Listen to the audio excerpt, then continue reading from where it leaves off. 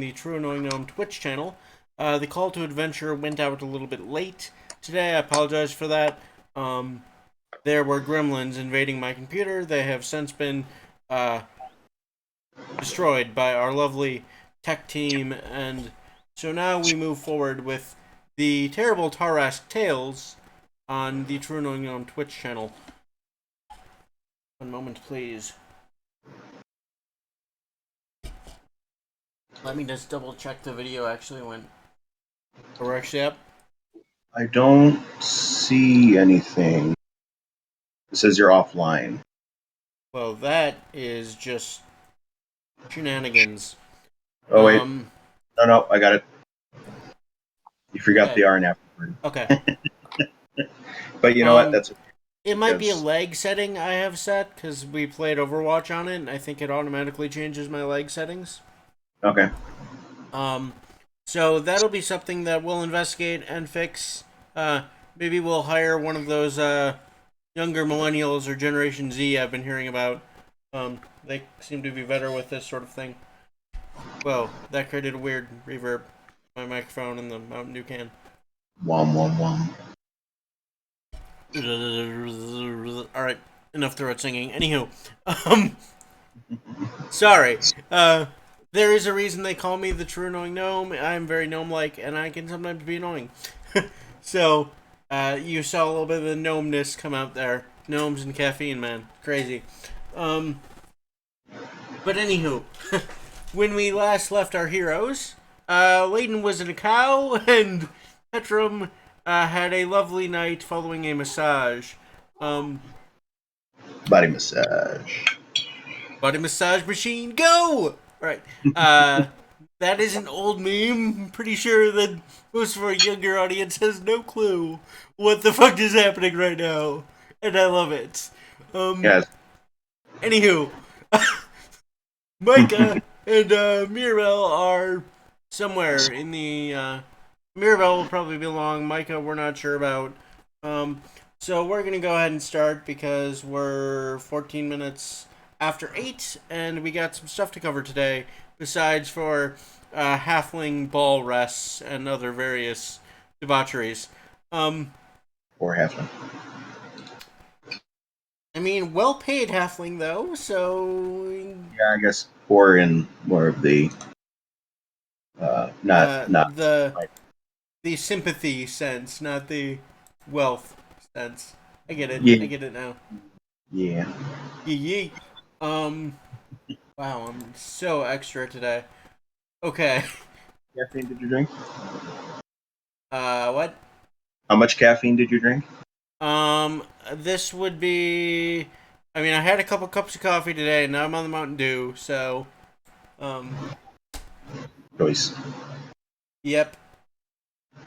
But I got a full night of sleep, which is unusual. So maybe that's what that is. Ah, good for you. You got to make it a priority, not to life coach at the moment because I'm DMing, but it make it a priority. Sure. That's how you get that done, because otherwise it just don't get done. Yep. I have no clue what that was. I apologize. Okay. Okay. Normal in 5, 4, 3, 2. Normal. Let's see. So, body massages and waking up inside a cow. That is where we come to our party the next morning as the sun is beginning to rise. Although, Layton, this was your first time actually really getting drunk, right? Because your brothers refused to drink with you. Did you get drunk, Layden? I thought the party kind of weirded you out a little bit. We You lost. remember? Did we lose a guy? He's muted right now. Oh, cool. He's Maybe in. Yeah. he's dealing with the cat. Layden was drunk. Okay. Cool. Secret. I mean, he wasn't like into the party. He was just secretly like drinking. Gotcha.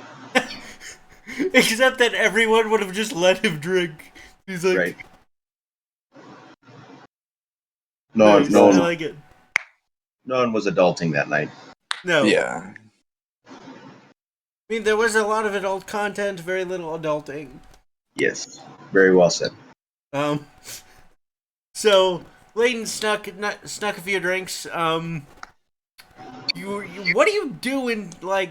You wake up inside of a cow. How do you feel about this?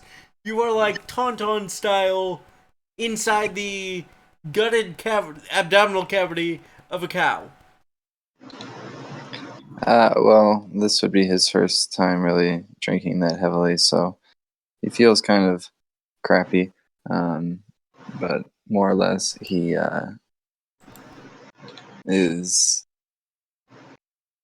not necessarily surprised Okay. by the action. It's kind of just like, hey, it's me, kind of a thing. But like, Hey sick. guys. Yeah. Cool. So Neat. I like it. Yep. Yeah, I like it a lot, actually. All right. So, Petra, you had a very different night, though. I mean, yeah, different, but So how are you feeling this morning as dawn rises and um, you left the party fairly early and you had a pretty relaxing evening. yeah, I'm probably pretty relaxed. Nothing. I had a good night, but I didn't go crazy, so I'm Where probably you feeling. What's that? do you have some more experience now tuning out Micah's loud partying?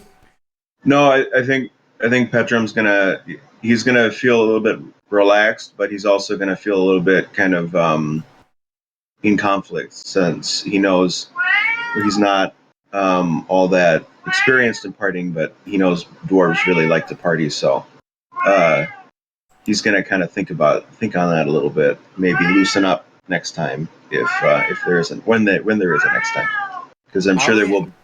Howie is judging you super hard for not staying at the party right now. Yeah, he is. He's like, Come come on, on, bro. come on, seal the deal. Always be closing. Oh no. Oh no.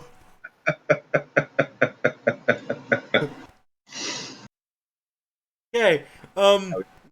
Mirabelle is nowhere to be seen, and Layton, as you crawl out of the cow, you imagine that somewhere under the pile of very, very naked escorts of many different varieties, and a wooden sign, somewhere under that pile is Sir Micah.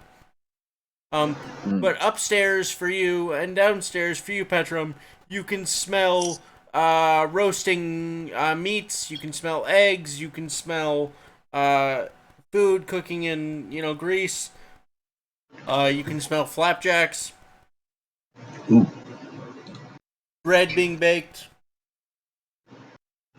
is this like this is from a different room though? You say, right? Yeah, it's from like the common tap room or like the main tap room. All right. So he'll get up and he'll be like, well, it is. Does he see Petrum or anyone else awake? No. There are a few of the escorts that are beginning to rise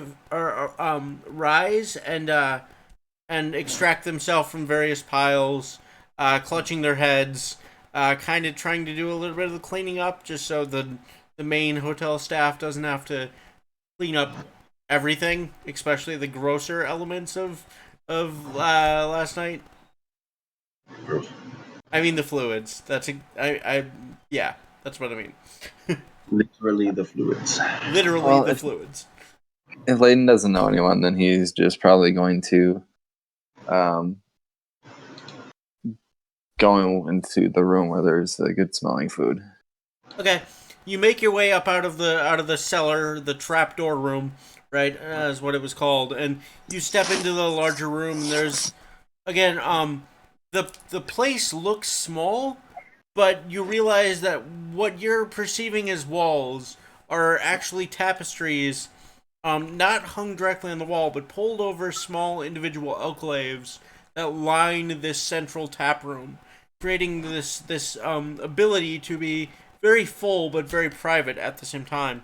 And as you step into the main tap room, you can see there are just like huge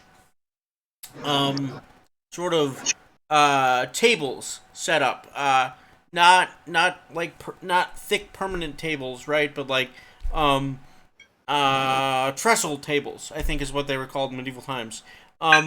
These impermanent boards that are just sort of set up on cross pieces to hold the meal, the courses of the meal. So you smell and see eggs and biscuits and gravy and they've got bacon, they've got lamb, they've got various porridges going.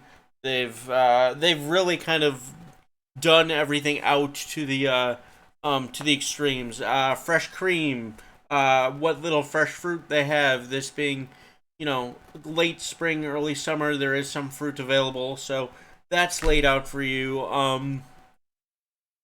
There's some hot vegetable soup for people that have, a sick stomach this morning from last night's partying. There's a lot going on, and there's also a slow stream of escorts passing you that they come up from downstairs, they fill a plate with food, and they just walk out the door, right, to head to the local bath, and prepare for what promises to be a very busy next evening and day if Micah wasn't lying. There's also an impatient man in robes standing outside the door. You can see every time the door opens. He's like tapping his foot in frustration, staring at where the sign was, and just muttering to himself. Just never frickin' son of a bitch, goddamn. Alright. The only people that are really sitting in the room, I mean, the tavern master is running back and forth, right? Running from the kitchen to the peeking downstairs, see if people are awake, run back to the kitchen, that kind of thing. But there are about a little less than a dozen dwarves all kind of clustered around one table.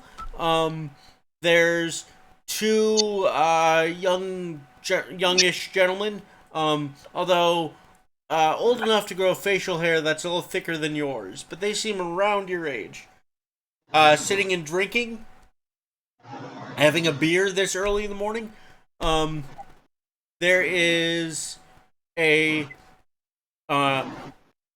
woman in I don't know how else to describe it. I would say that it's lingerie. But underneath this big, very warm looking fur cloak, she's wearing kind of a sheer lingerie type garment.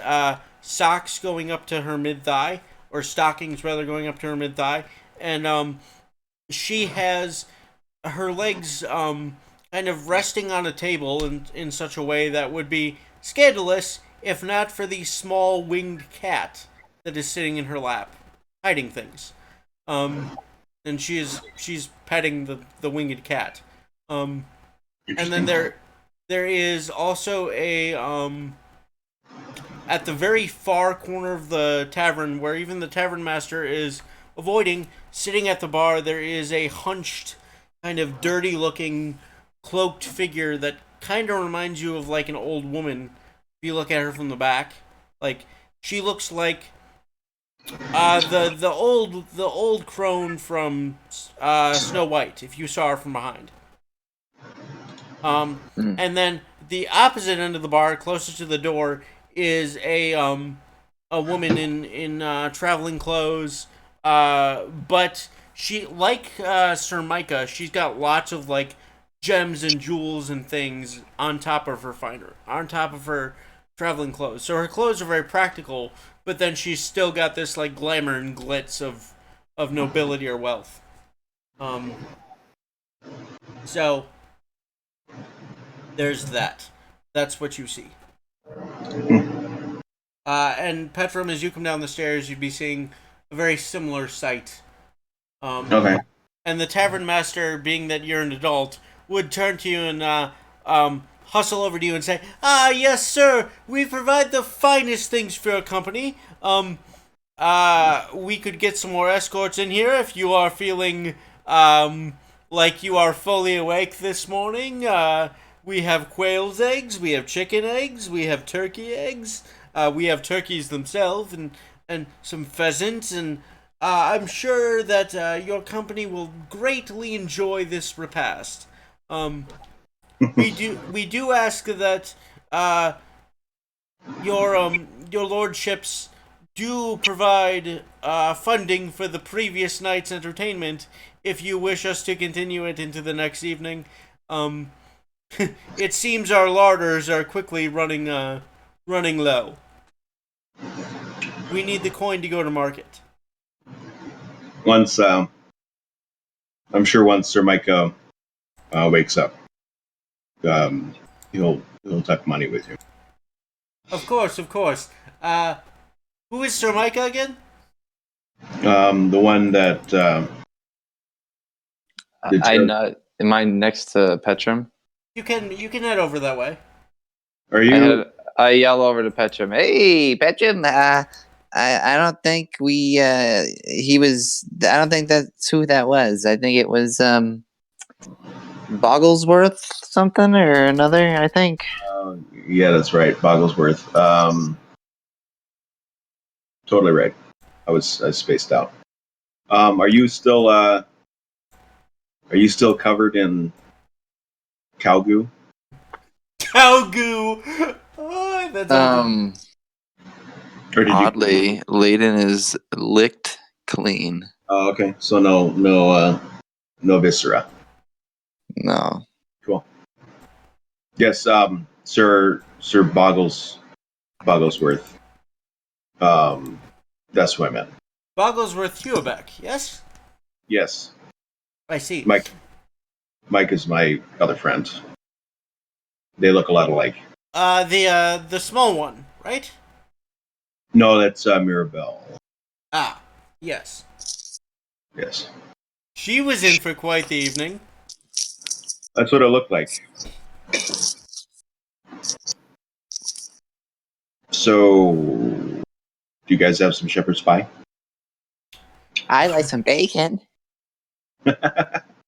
I did not prepare a shepherd's pie for the dawn feast. I apologize. There is, however, a nice breakfast pie with eggs and sausage and bacon. A nice biscuity crust. You can add gravy if you like. Help yourselves. You are, of course, paying for it, so make the most of it. That's what I say. Yes. Another, forgive the pun, but sticky note I need to address with you. When will I be able to retrieve my sign? I mean, you could try to retrieve it now. No. He actually makes that noise.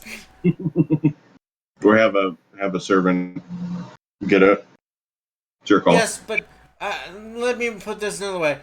Does he intend to keep it throughout the day, or may I mount it? Seems a little crass, but remount it on my establishment, so is to draw customers.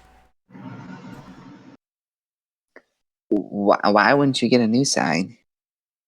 Because then I would have to charge him. Then I would have to charge him for the new sign. You, boy, have a head for business. I like it. That sign is too defiled, and I must have a new one. Yeah. Well, there you go. Gesturing to one of his staff, put that on the bill. And find me a wizard to make me a new sign. Now we get free breakfast, or... Well, I assume you're eating on his tab. Are you not? Well... Sure, why not? So isn't breakfast already free for you? So why didn't you have shepherd's pie for him then? It wasn't. Petra, would you like me to make you a shepherd's pie? I could have one ready by lunch. No. It's fine. The breakfast pie is just fine. Okay. but there will be one for you by noon meal, by high sun meal, Very good. just for you, of course. But the young lad is right. I should have foreseen the desires of my guests. I guess I was distracted by having the entirety of my escort service sequestered into one room all evening. Well, you better get on that pie then, sir. There are a number of important people that are here to see you. Luckily, none of them seem angry, but they are keen on seeing who has the wealth and influence to rent the trapdoor room for an entire evening. I must say, you've caused quite the scandal. And he winks and rushes back to the kitchen to work on the pie. Who do you wink to? We winked at Layden? You. He. Me? Yes. Oh.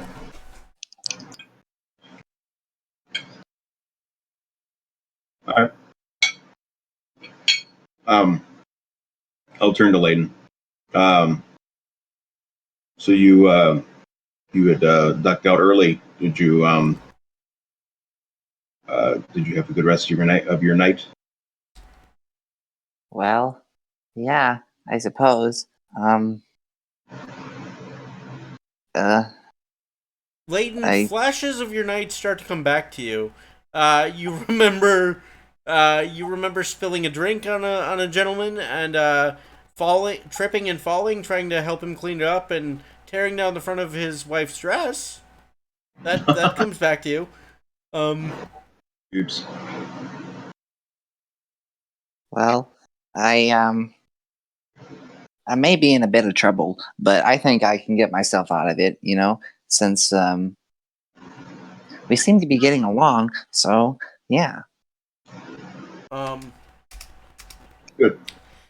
Layden, as you're talking, a wiry, thin gentleman, with really long, just kind of creepy fingers and like kind of a lurchy sort of thin lurchy sort of build with a very bony face and a very thin pencil thin mustache, long greasy hair that kind of hangs over his eyes and you gotta flick it out of his face every now and then, comes up to you and puts his hands on your shoulders and gives them a little rub.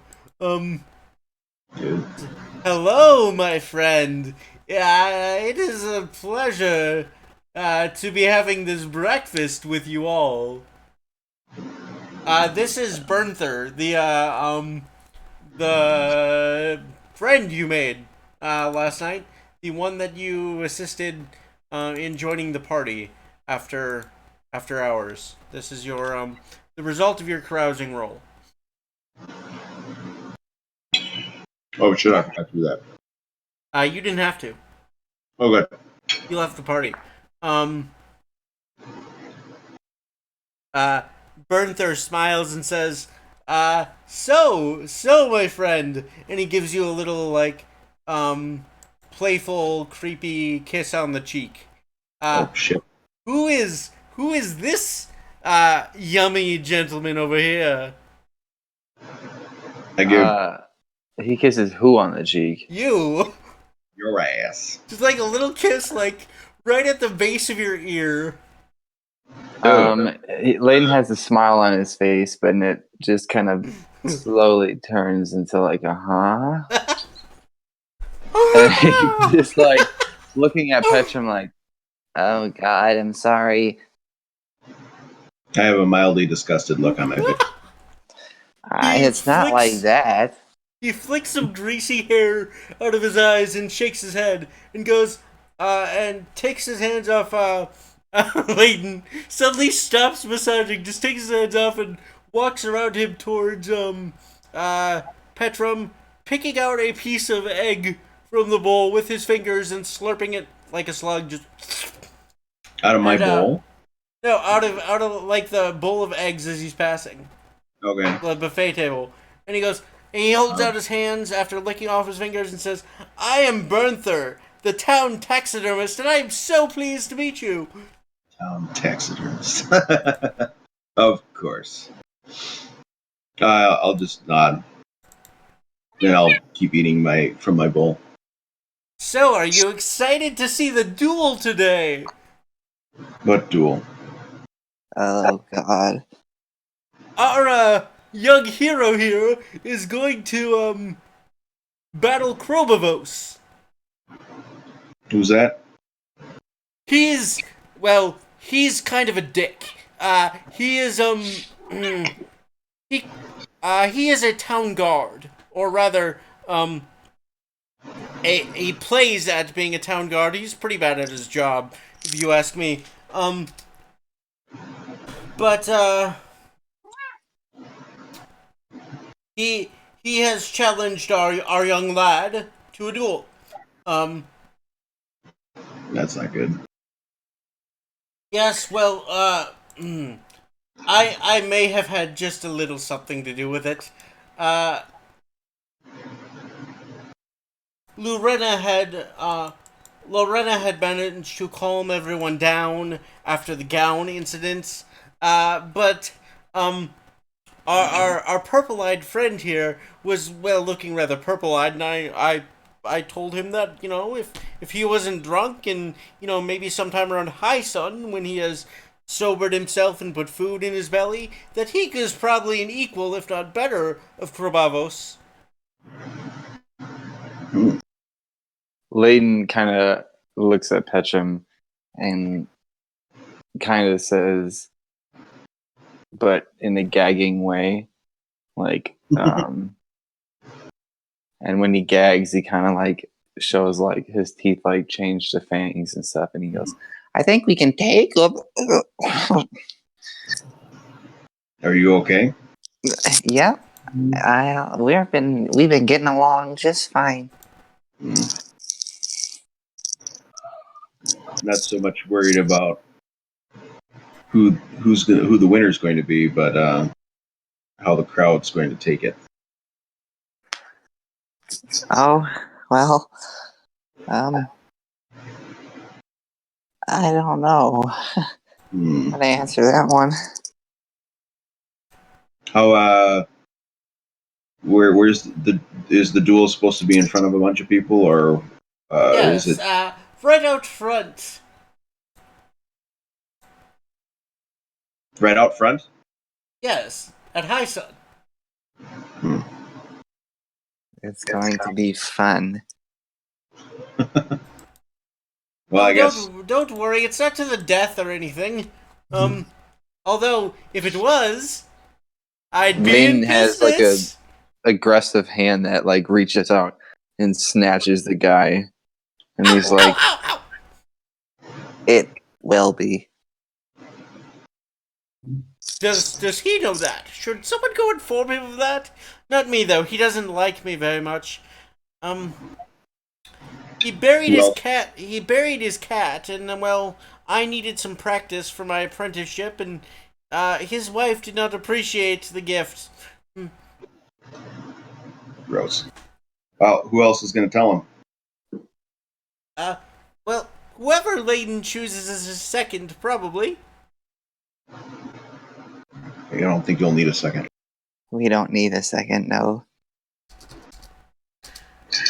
Perhaps you could have the tavern master run a message to him. Yeah.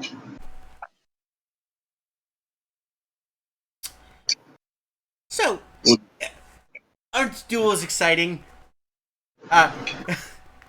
He sits down across from you and says, Layden tells me that you've been on all sorts of adventures. Just a few. We've known each other. That you What a- fought... That you fought quite a strange beast, with strange, choking hands.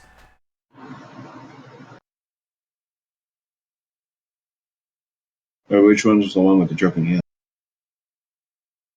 The choker, the zombie choker. Oh, yes, that's right. Yeah, that was definitely a surprise. You don't happen to have it with you, do you? No.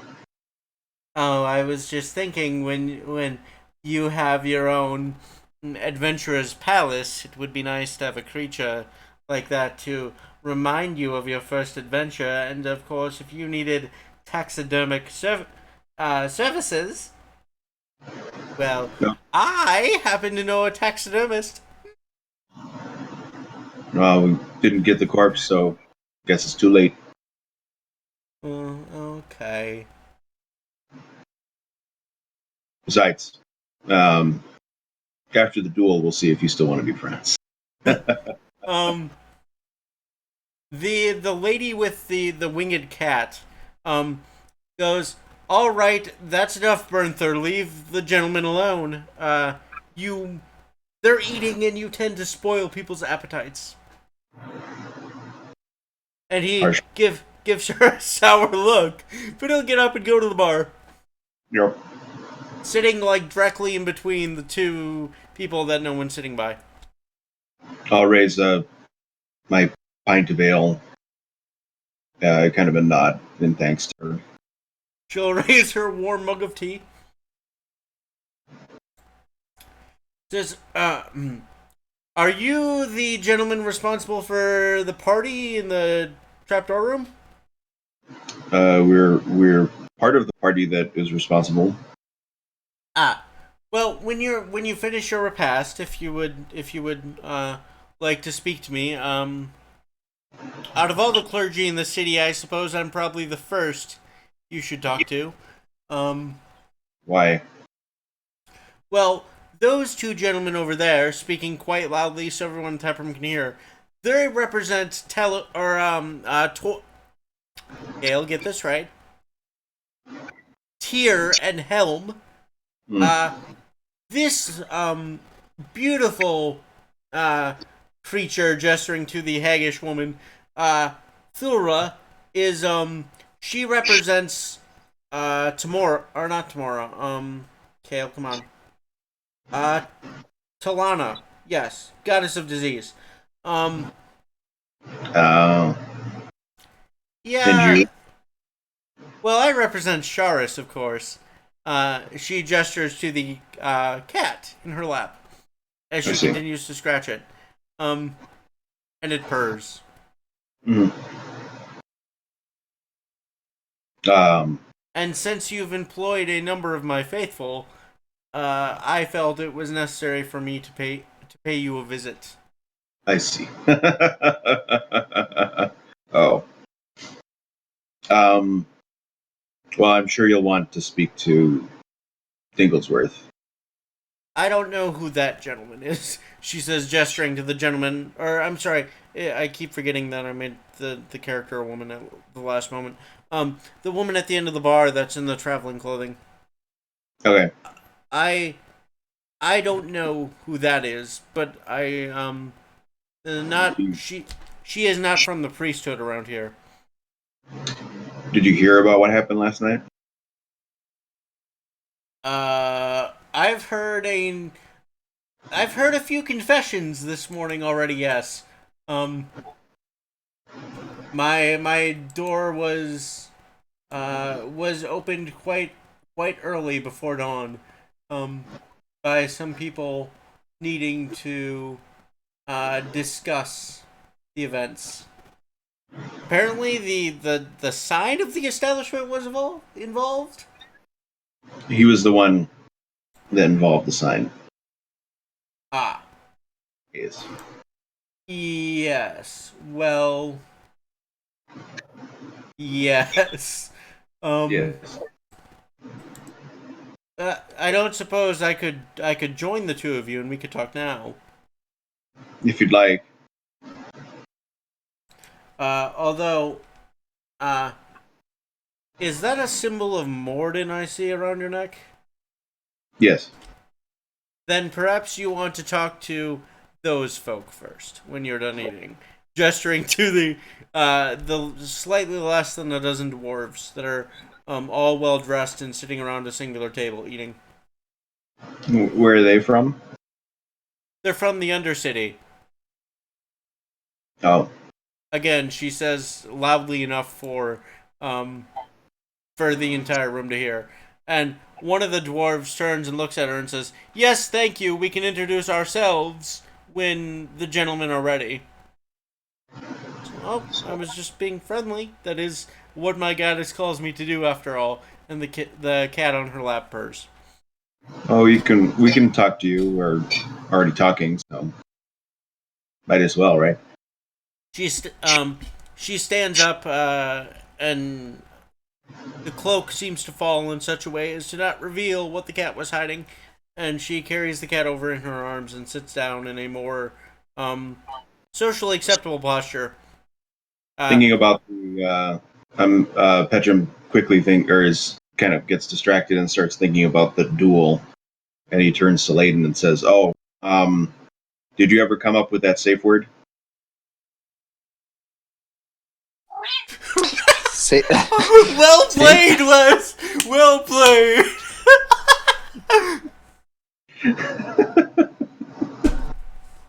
What? Just in case the duel gets a little too intense. Do you have the safe? well, I guess you could say.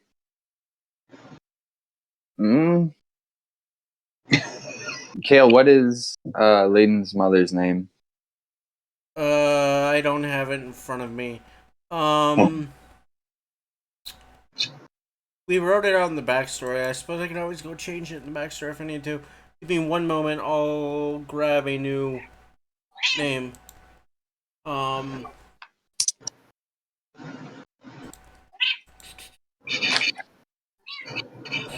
There we go. That'll work. Nope.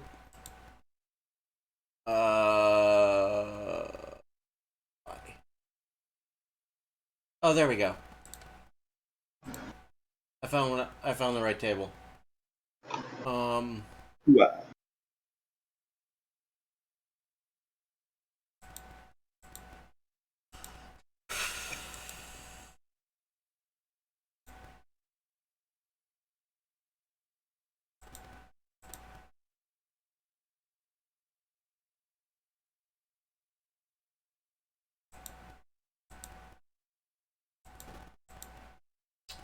That is not the right table. That tells me nothing.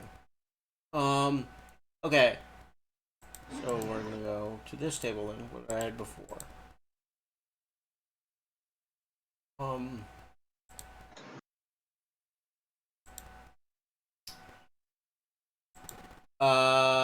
How do you feel about Cyanelia?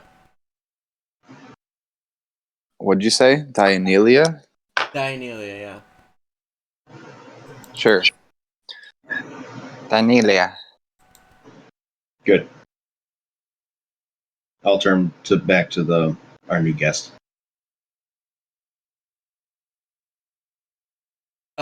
She goes, "Well, maybe you don't need my services after all." Her eyes moving from Layton to you and back to Layton. Back to you. Back to Layton. I'll give her a kind of a squinty stare. Oh, I'm sorry. I thought you were a match. You see, part of my services is a matchmaker. No. You're just friends. Wonderful. God Adventure. damn it, Brandon. We're part of the A team. A team. And what is the A team? Forget about It's already We forgotten. DTF. it. Yes, I assume that's why I'm here. You're here to frolic? Well, no, but again, you've hired the services of many of my parishioners. Dinglesworth was adamant, yes. Well, I think it wasn't really our fault about last night. Can't blame us. No. Don't misunderstand me. I understand that mortal creatures have needs. I'm just here to make sure that you are not abusing your flesh in order to fulfill other needs of loneliness. That you're not looking for long-term companionship and replacing that with short-term companionship. It's very strangely kind of you, I guess. Oh, no, it is part of the dogma of my lady. I see.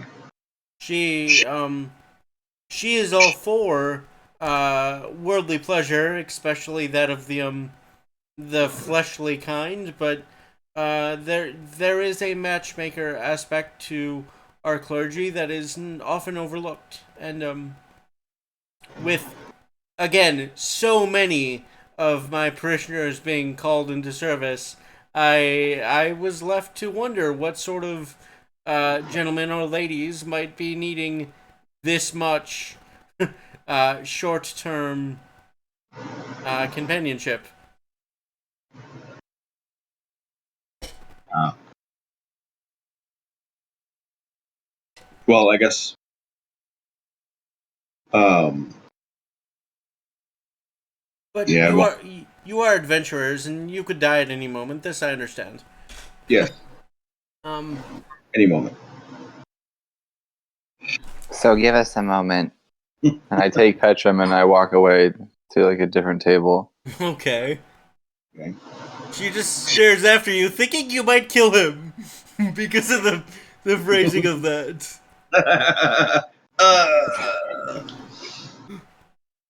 Layden is like, I want to eat.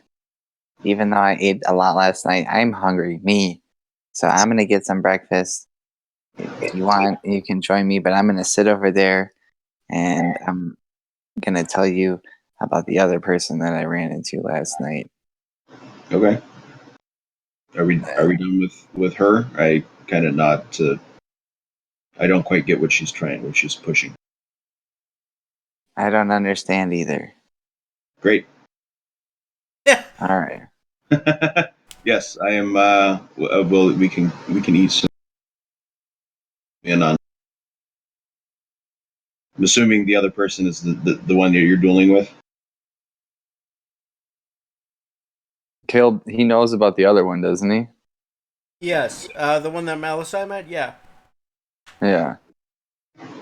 Okay. So yeah, he'll sit down at breakfast after making a plate and tell Petrum about the third guest. That one's name was. One moment, please. I have it on my notes. Get the hell out. When we relocate, I'm gonna tell her that the woman that came up to, we want to kind of get some food and peace without kind of talking about business or pleasure or whatever you're talking about.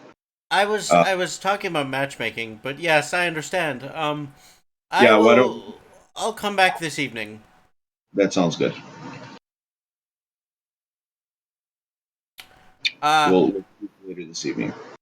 Joel Beater is the name of the other individual, the last individual you met. Jewel Builder? Joel Beater, J O Jewel L Beater. B E R. Jolier. Joel Beater. And he would pronounce it that douchey too, because, well, nobles. Jolier. So there's this guy named Gilbert, and he wanted us to go meet him in the forest or something. In the forest? Oh, The Everforest, specifically. So if you want to ditch this duel, we can go do that, I suppose. Or if you have other plans, we can do those too. And then he just kind of munches in his plate. I mean, he's doing this as he's eating. yeah. The only thing that I have on my mind from last night is I keep hearing about this bald bird person. Heard about it when we were back at the Glen, and the woman I was speaking to last night mentioned it as well. Did you leave her upstairs, like, sleeping, by the way? Yeah. Okay. Just wasn't sure where she was, or if she was on your arm the whole time, and No, this was no. like role-playing She's her or tied to the something. bed. I mean, That totally seems like Petrum style. He is asking about safe words. Yeah, right. Jeez. No, yeah, I left her upstairs, and then I don't know if I was supposed to pay her anything for the massage. No. It was a pro bono thing. It was a she doesn't want to feel like a whore thing, and you didn't ask her for sex. Gotcha. It was an act of kindness. Yeah. Cool. All right. Yeah, the this meeting in the forest sounds better. Although, why are you meeting this person? Well, that I mean, it's fuzzy. I don't know all details. I can't really remember. To be honest, Petrum. I mean, I can fight this guy. Trust me, we will win. Oh, I'm not afraid of that. I'm afraid that you lose. I guess fighting, doing the duel in front of the inn. The people of the inn have probably seen a lot, so we probably won't get kicked out. Well, I mean, I'm just laying my cards on the table. So now you know what I know. I don't know.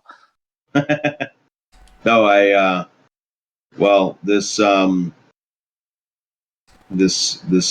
forest mystery sounds like it's. I'm curious about that. So if that is something that you have on your plate for today, I say we check that out. Was the person that you spoke to? Was it someone at the party? Yeah, they came and found me. Well, everyone was passed out, and then Oh, Malisai came out and took the cow, and well, there was someone that was still awake watching. I guess I don't know. They talked to me, us, and well, I don't know. They just said to head into the forest. Um, I don't know. They said to go alone, but I don't know. So I'm never alone. So I just figured, what the heck? Why not? okay. Or we can go actually to this bird thing, guy. I don't know. I don't have much to go on it. I just know that this bird person has been causing a lot of issues for adventurers in the area.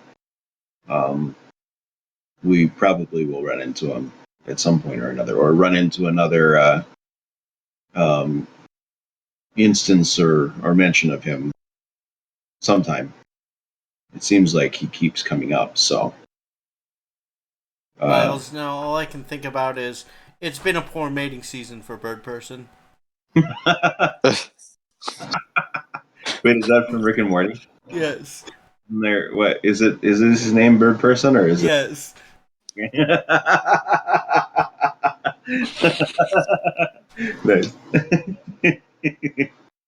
um, besides, the from what my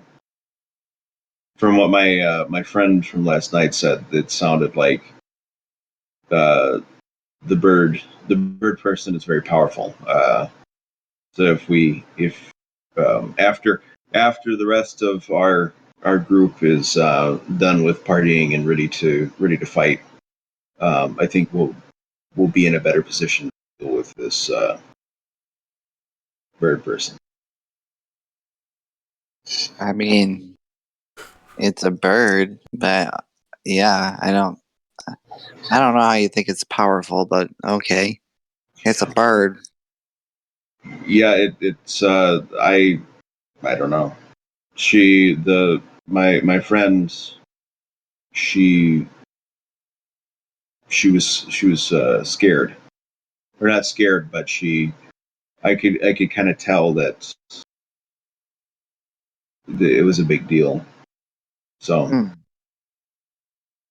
um, Does sound interesting. yes, it'll probably be worth it for us to try to deal with it. I guess at the very worst, it'll just be a bird, and we'll kick its butt, and it'll be not very satisfying, but it could be very satisfying. Layden, you wouldn't be aware of them because you would never have contact with them. But Petrum, you would be at least aware of the notion that Aarakocra exists. Oh yeah, but So, so you would know that there are a race of humanoid-like birds. sure. I just like calling a bird person.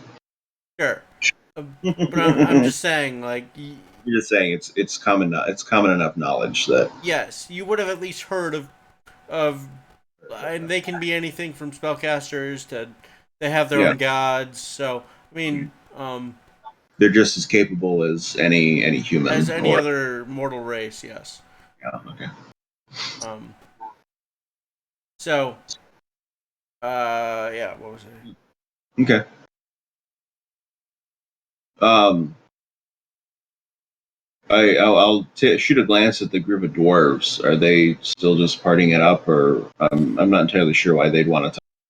No, they aren't exactly partying. They're just they're having a meal, um, and sitting quietly, and uh, they look very well dressed. Look very wealthy. They look like they don't belong in this kind of tavern. One of them is almost in full armor, kind of, and very nice furs, with a long sort of almost ceremonial looking smith's robe, like uh embossed, I think. Yeah, I want to say with like silver silver and gold sort of threads throughout. um Hmm. and that dwarf is the only one that's not eating. Everyone else is eating and drinking and talking quietly in dwarven. Are they watching us at all, or are they just there? Uh, well, four of them are kind of watching. Like, so four of them look like soldiers, and they're stationed around the table in such a way that one of them can see in every of the four directions, so no one can approach the table. Um, Okay. but the only one whose face you can really see, besides for the soldier that's directly kind of looking in your direction, um, is the smith like figure has the battle helm of the armor on, right? But then there's also sort of this silver face mask, with lots of holes around the nose and the mouth, um, but it otherwise completely closed. Like even the eyes, you would expect it to be like a mask that a smith might wear when dealing with adamantium or some other really hot, really sparky sort of steel or metal. Um, but so you'd expect like a little bit of mesh or something there, so they can still see. But it's just solid silver as far as you can tell. No, Okay. even though the mask looks like it's shaped like a dwarven face, there's not even like there's not even the outline or impression or attempt to reproduce eyes. It's just silver. Um, Okay. so you can't tell if that person's looking at you, but at the same time, uh, there's got to be some way they see through that mask, right? Like logically, Yeah. unless they're Yeah. having unless they're having the other people lead them around by the hands, which would be rather silly. Um, Hmm. uh, the other, I mean, they do kind of. Two of them do occasionally kind of give you glances to see if you're still eating and drinking. Okay. It seems like they want to talk, or at Um, least are here and interested in you. I'll turn back to Layden. Once you're feeling full, we can see what those dwarves want. They're eyeing us up. Oh, we can go over now. That's fine. All right. I'll take my ale. Walk over. And head on over. Um, Yep. two of the four handmaidens stand up and immediately fetch chairs for the two of you, putting you opposite the forge master, the person in the armor with the elaborate forge apron. Praise be to the All Father. Praise be to the All Father, they all say, although the voice of the forge master rings within the helmet, echoing a little bit. All And nod the is thanks for the chair to the handmaiden. the forge master will pull from their belt a almost like a warhammer sized smithing hammer and set it down on the table. Like most important relics in dwarven society, it is both functional. It is a functional smithing and warhammer, but it is also highly decorated. Running along the silver haft of the weapon is a weave of gold and ivory and gems. And the handle seems to be wrapped in a mixture of like probably dragonhide and other such really impressive monster hide. It's a very old weapon. You would have actually probably heard of the Forge Master's hammer because the Forge Master, my understanding, someone will tell me if I'm wrong, but the Forge Master is part of a dwarven civilization that existed prior to the current dwarven civilizations that exist in the north. Okay, Delzone and things. gotcha. All right, So, old. It's old. gotcha. It's a fine hammer that you have. Uh, the voice echoes inside, and says, "Well, it is a symbol of my office. But yes, it is fine. One day, I hope that I will be able to replicate something of this nature. Um, but it is beyond my ability." A worthy endeavor, though, nonetheless. You can even though you cannot see the Forge Master's face, you sense a sort of happiness or smile irradiate from the form. Okay. Uh, and the Forge Master uh, looks to you both and says, "So a man of stone and a man whose stones haven't dropped yet. It's an interesting combination." And the other dwarves will chuckle a little bit, and one of the soldiers will reach up and pat Layden on the back and say, "Oh, don't worry about it. Drink a few more beers and it'll all come through for you." Layden just kind of glances up at him and scoffs at him. He passes you a full beer. No, seriously, drink up, boy. You're dueling Layden's- today. You're gonna need it. Layden's still scowling at him, puts his hand out like he's gonna grab the beer, and then acts like he is. And when the guy lets go of the beer, Layden won't even grab it, and it will just drop. Well, if it weren't human piss beer, I'd say that's a waste of beer, boy.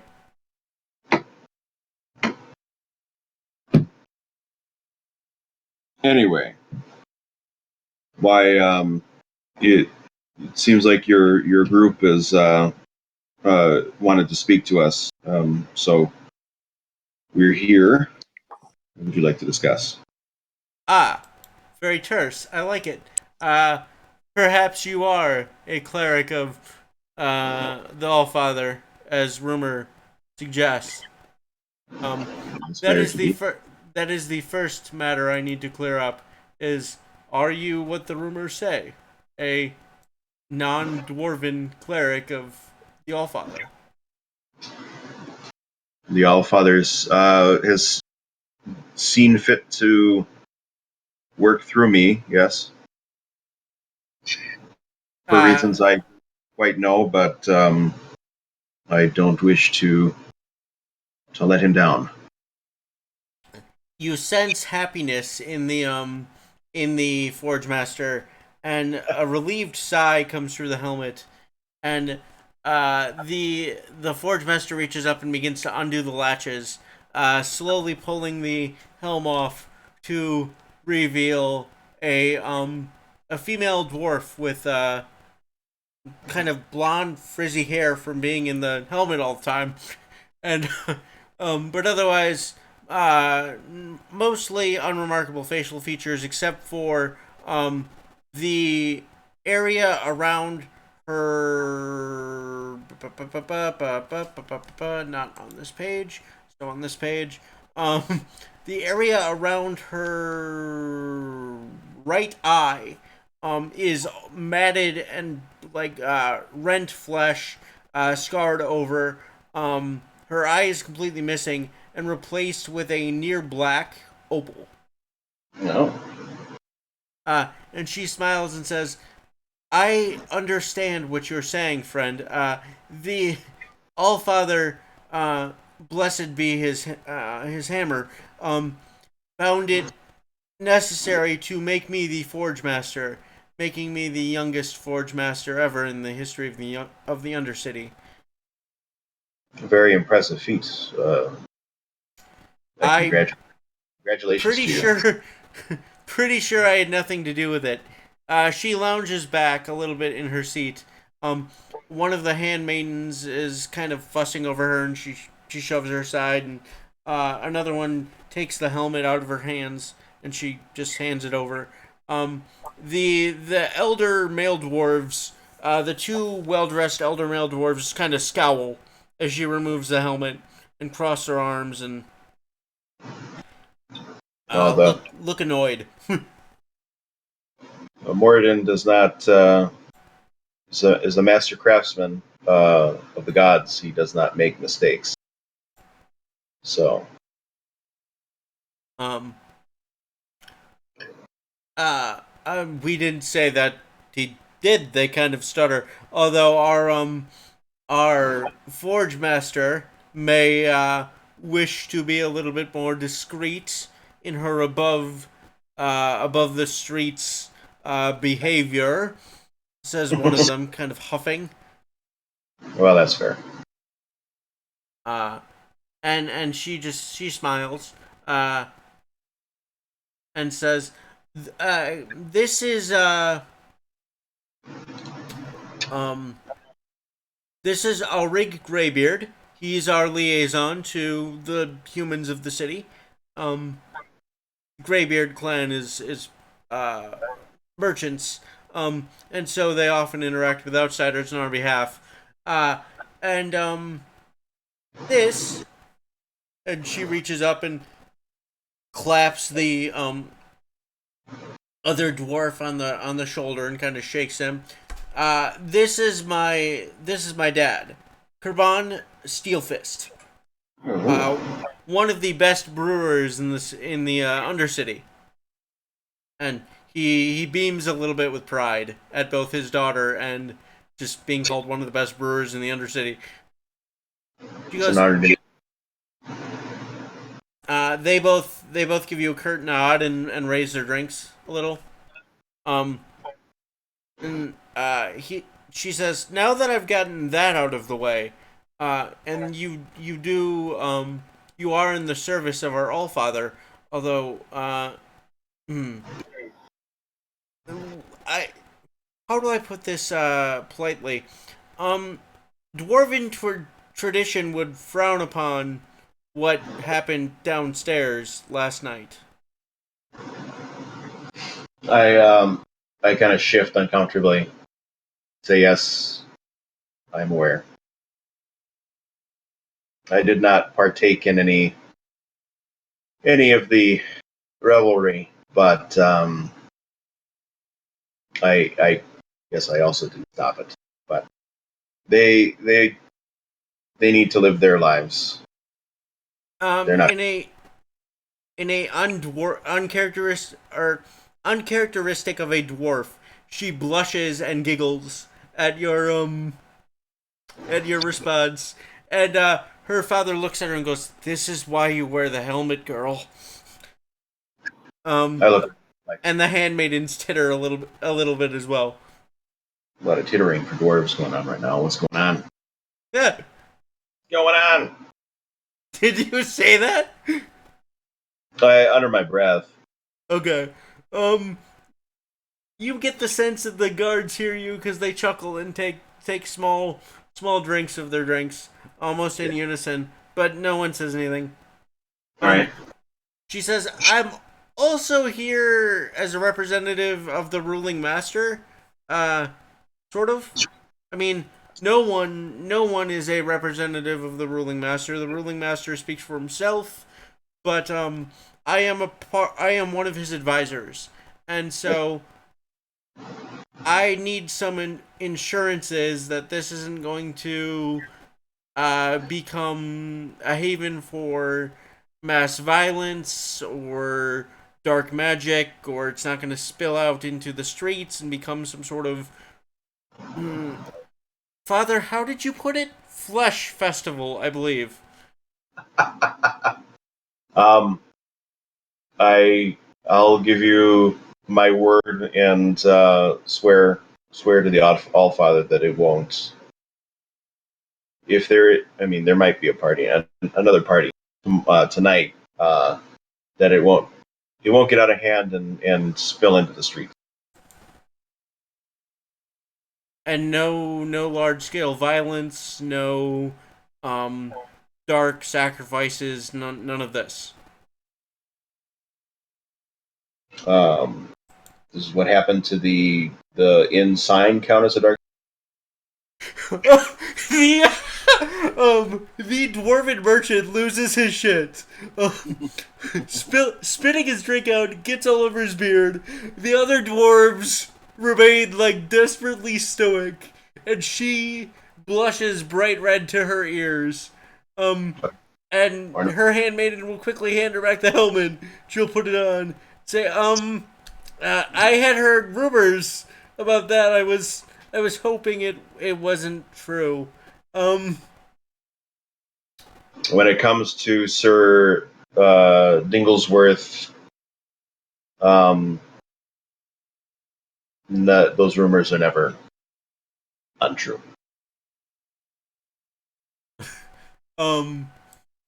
The two dwarven elders look deeply concerned at that statement.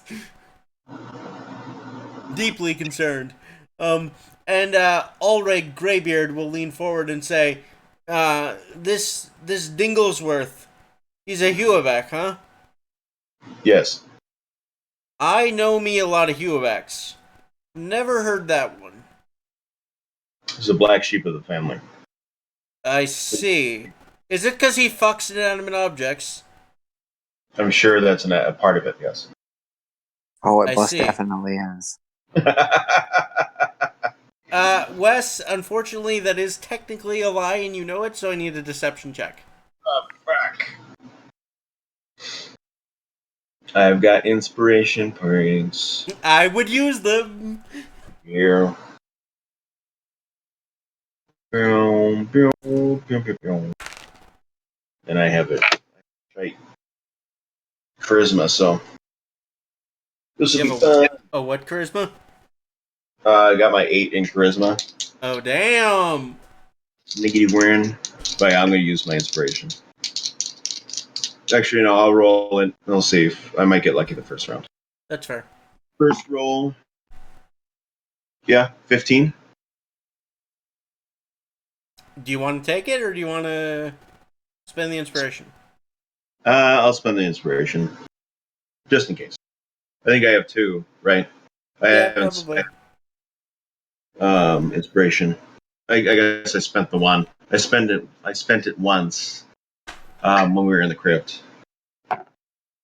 I've given out inspiration a number of times. It wouldn't surprise me if you had 2. 1 point better, 16. That's what I'll take. He leans forward and whispers, "Are you sure you want to lie in front of the Forge Master, son? Are you sure that's what you want to be doing? Little bead of sweat starts to fall Um, down. And then Forehead. he will say quietly to you, "Let me get you out of this, but I expect the full story later." I'll nod. He Shame. goes, "One of the things I've found about black sheep in all my travels is they have very coarse wool. Um, Speaking of coarse wool, my lady, we do have that meeting, with the ambassador from, uh, Grandstone Glen. So, we should probably get to the point of business here. I am sorry for interrupting. I will speak with my good friend, um, Dinglehopper, Huebeck, as soon as it becomes, necessary." And, she goes, "Didn't you say Dinglesworth?" And he goes, "Oh, yes, of course, Dinglesworth. How could I forget? His name is Dinglesworth Huebeck." And he kind of, spits the words. Not Now, making eye. uh, she goes, "Yes, so now that we've covered that, the other rumor that I've been hearing, especially from, what was the clansman's name, that we, I believe it was a big toe, and, looks over at her, father, and he says, "Yes, Told Big Toe, the Dwarven Miller." And she goes, "Yes, are you familiar with Told?" Is that the guy that Sir Micah paid off? "Yes." Yeah. Um, Yes, I'm a little familiar with him. he said that you were adventurers. Yes. Um, well, I know that there's a lot of money flowing from your group into a dwarven bank, um, which should surprise you, Petrum, because you guys didn't put any money in the dwarven bank that you know of. Didn't we? I thought in Glen, didn't we? Or no, we just exchanged money. You just exchanged money. Yeah. Okay. Yeah, So, that is. um, but I have it on good authority. The investment from the dwarven bank, comes from individuals associated with you. Uh, I have it from a temple of Joaquin. So, um, Yes. good. I know. So I know you're not, hurting for money in any way, shape, or form, but, we would be able to potentially find other rewards you could use if you were willing to visit the Undercity, and if your team is available, your adventuring team, maybe resolve some problems that our vigilant are struggling with. Potentially. Once we're done celebrating, we're going to more work. So um, the rest of the group might be inclined to I'm take. I'm disinclined to talk about dwarven problems in a human establishment. Of course. If you ask for, let's see, uh, which one of her handmaidens is she gonna put in charge of this? Um, let's pick la la la la la. Let's pick. I wish these cards would stay organized when I. Sure. Um, PowerPoint does not replace note cards, it seems. There we go. List of handmaidens. Perfect. She will place, Keelay in charge of this. Keeley? Keelay. I'll send you how it's spelled so that you know. Um, if you ask for Keelay, when you enter the Undercity at any tavern, they will know that you are agents of mine and I am summoning you. Okay.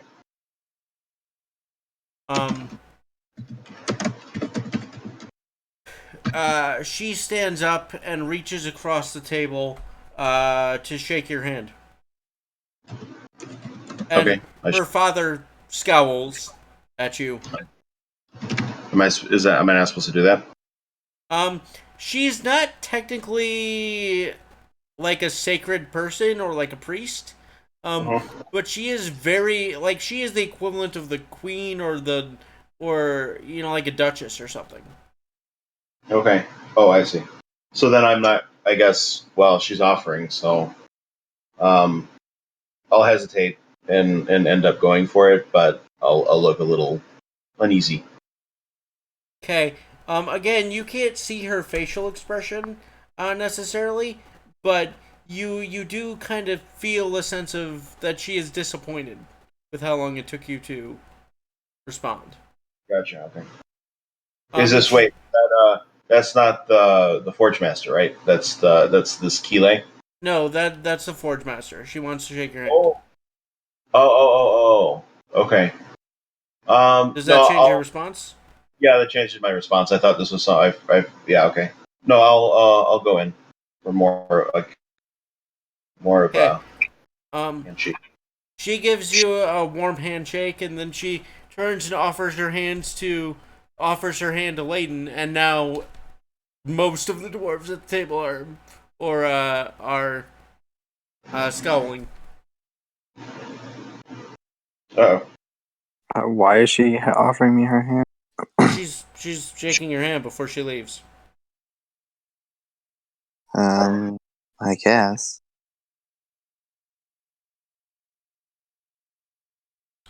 Um, as she's shaking your hand, her helmeted head turns to the side, and you can't see her face, but there's an aura of confusion to her, and she seems to stare at you through the helmet for a moment. It me? No, at Layden. Oh.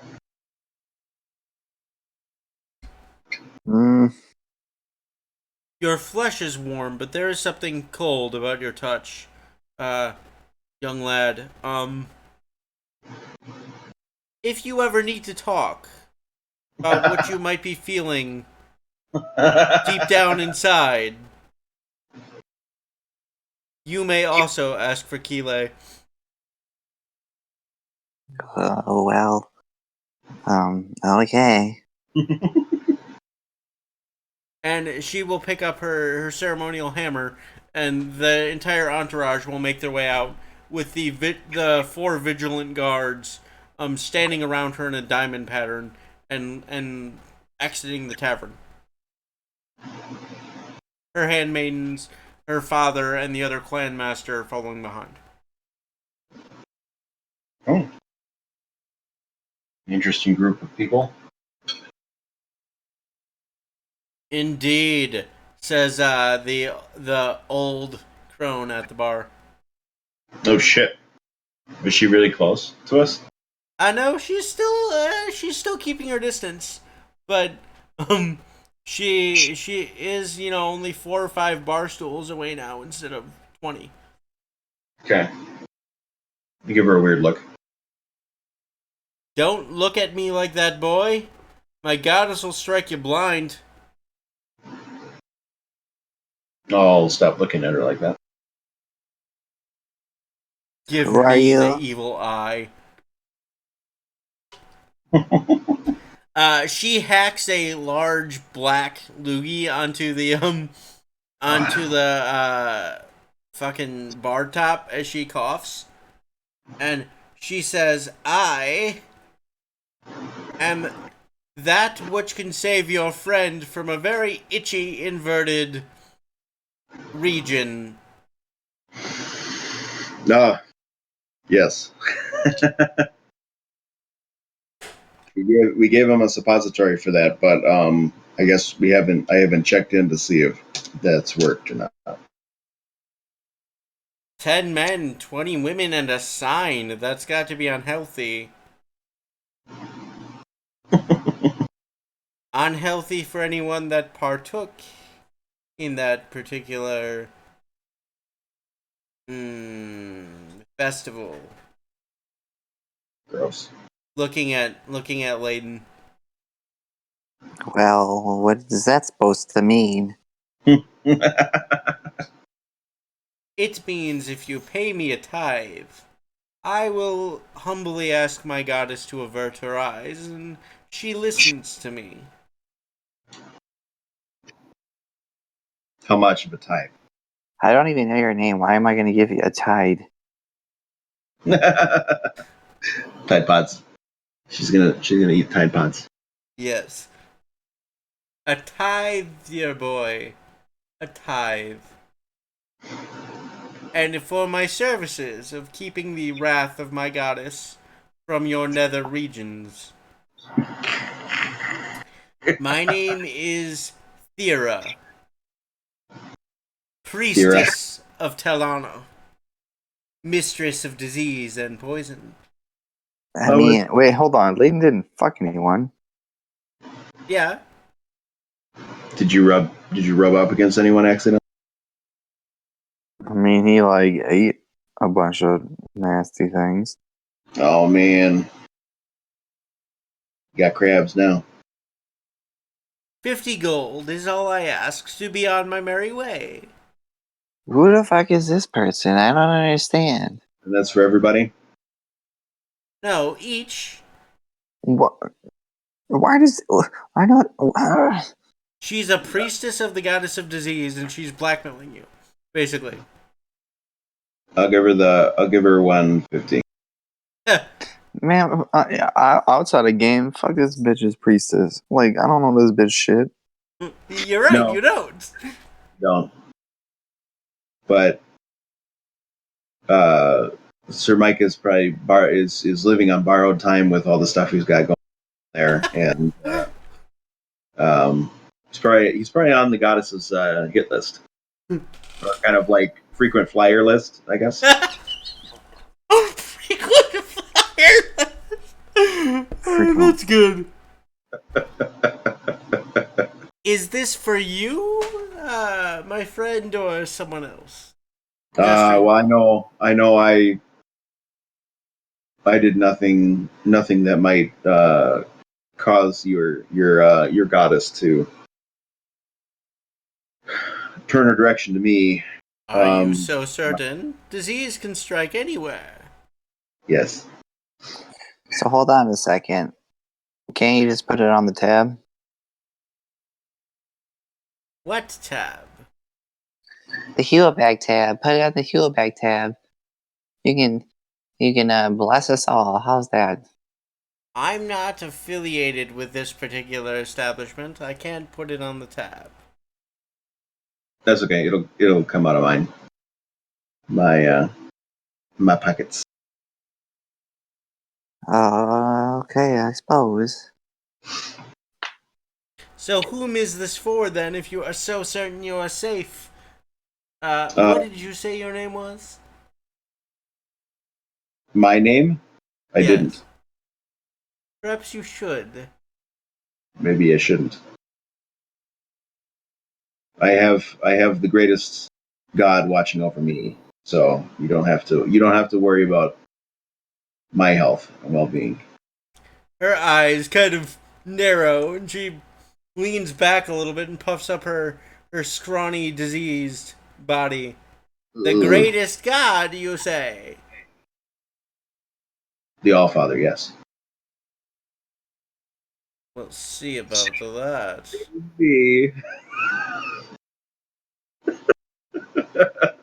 Brandon's character comes running in with an air horn. Duel round 2! Yep.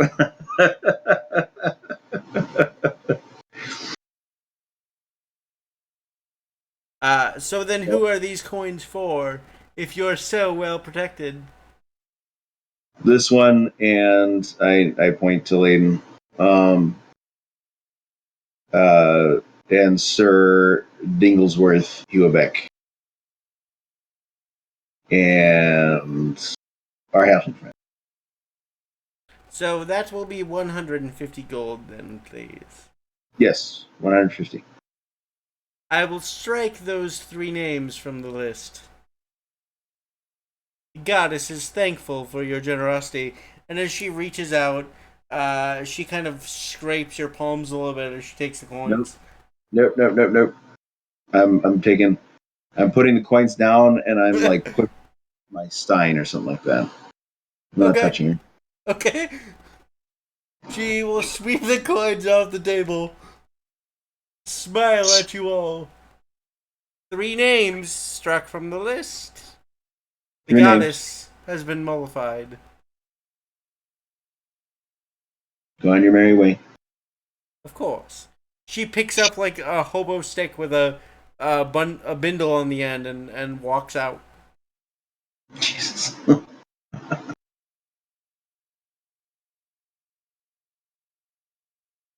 Might not have been necessary for you, Layden. I'm sure Malasai wouldn't take too kindly to disease. No, not really. But I don't know if that person was who they say they were.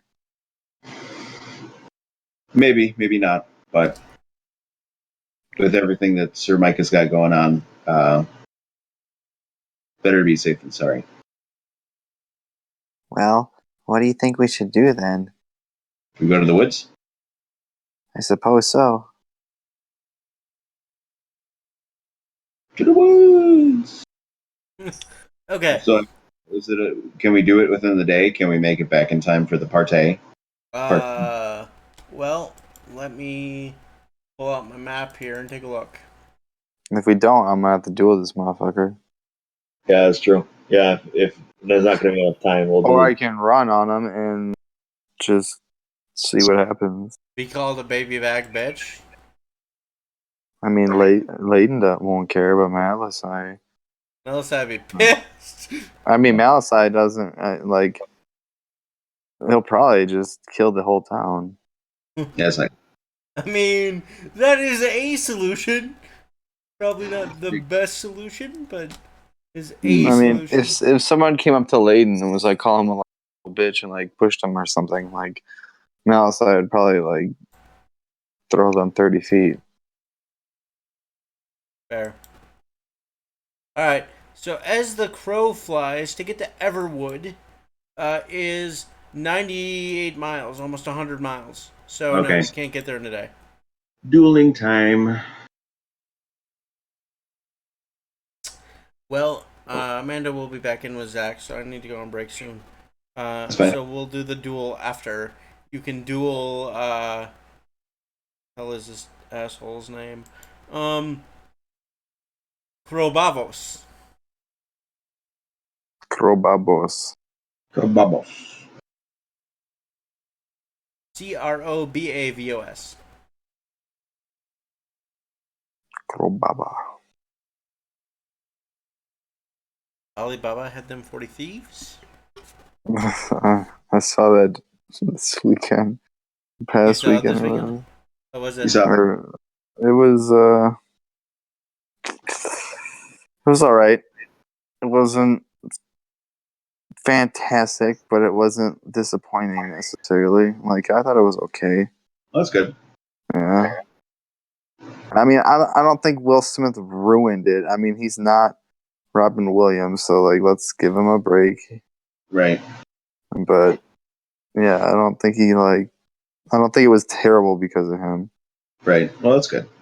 That feels like a better, like, he kind of had an uphill battle. If people were trying to compare him to Robin Williams, if he did all right, Yeah, then that's a little unfair. that's pretty good. But that's cool. Yeah, I haven't seen anything like, super negative or super positive. Other than like, the early on stuff where people were freaking out about Will Smith being blue. Dabba-dee-dabba-die. I mean, he was supposed to be blue. I thought they were freaking out that he wasn't blue.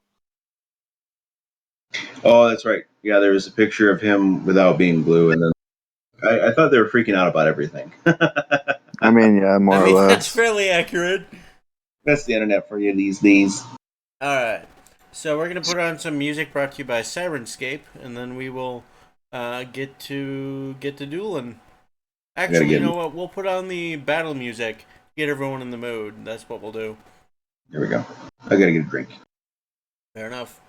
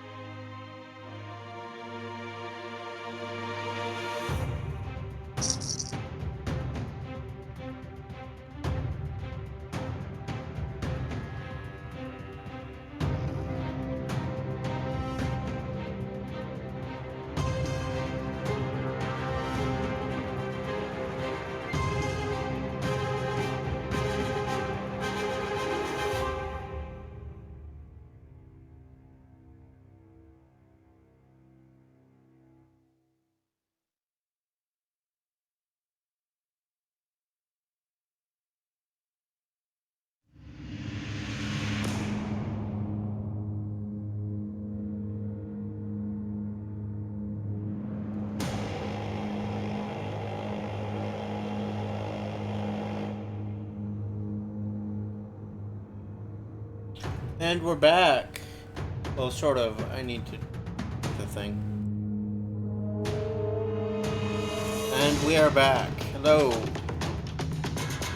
Hello.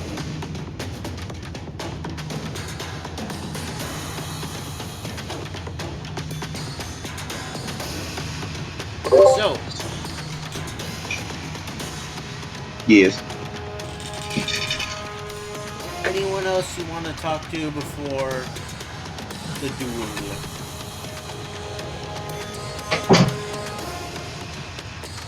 I'm good.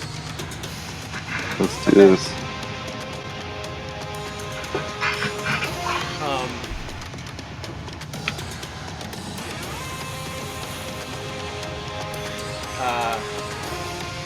I need to grab a stat block real quick for our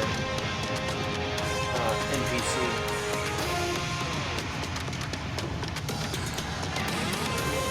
He is in this one.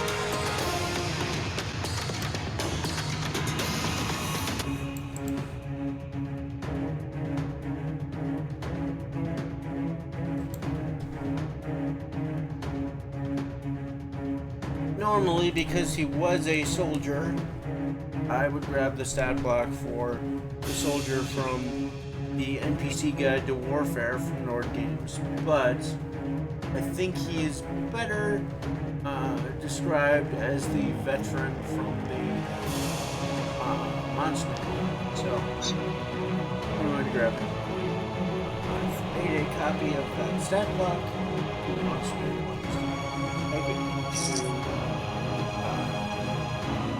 Watcher because I can play this.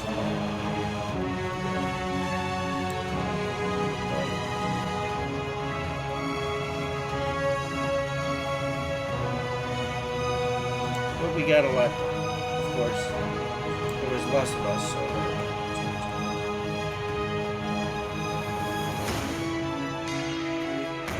Moment we are going to remove the other players unless. Petrum, do you think you will become involved? I'm gonna armor up and kind of be on watch just in case bystanders might get Okay. it. But I'm not gonna. Whatever happens with the guy, happen. Okay.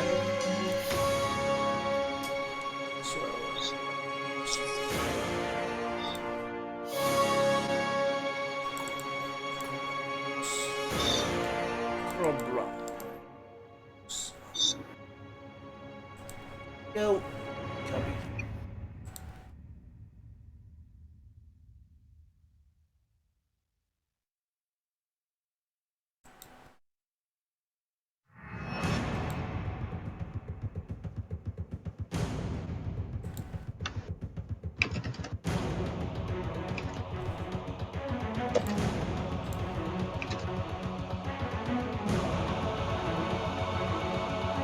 So what is Layden doing in preparation for this fight?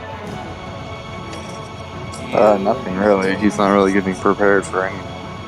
Yeah. So you're not like praying to your ancestors for gods or anything, or doing any of the typical Uthradi barbarian or Uthrad barbarian behaviors. Nope, just chilling, I suppose. Just waiting for LSI to tell you it's time. Mm-hmm.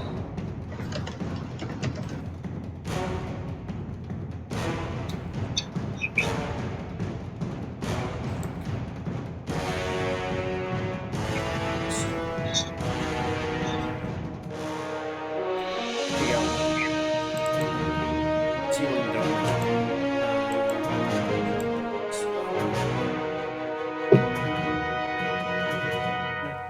This should be. No. You guys got some HP on it.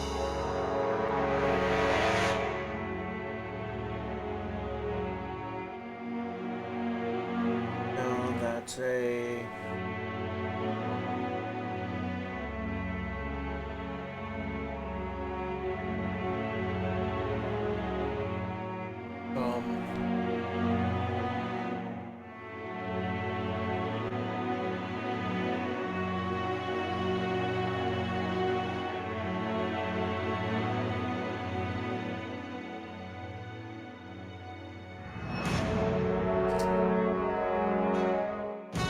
This, ladies and gentlemen, is why you try to prepare as many encounters as possible.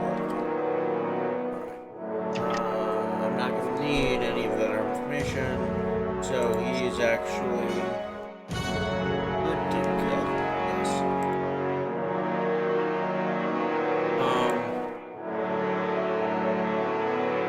Alright, so Layton, why don't you go ahead and throw me an initiative roll, please? Again, your initiative modifier is +2 if you don't remember.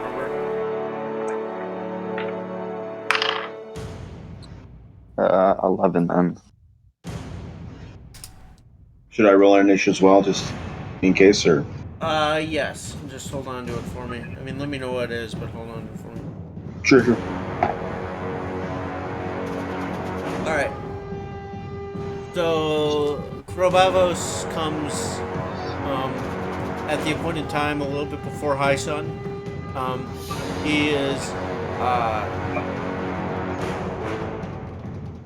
followed by his wife and his another soldier of the watch. And as you're preparing for this duel and stepping outside,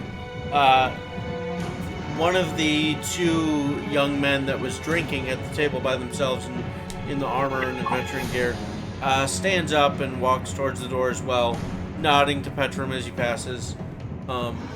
Petrum, you're walking outside as well, I assume? Yep.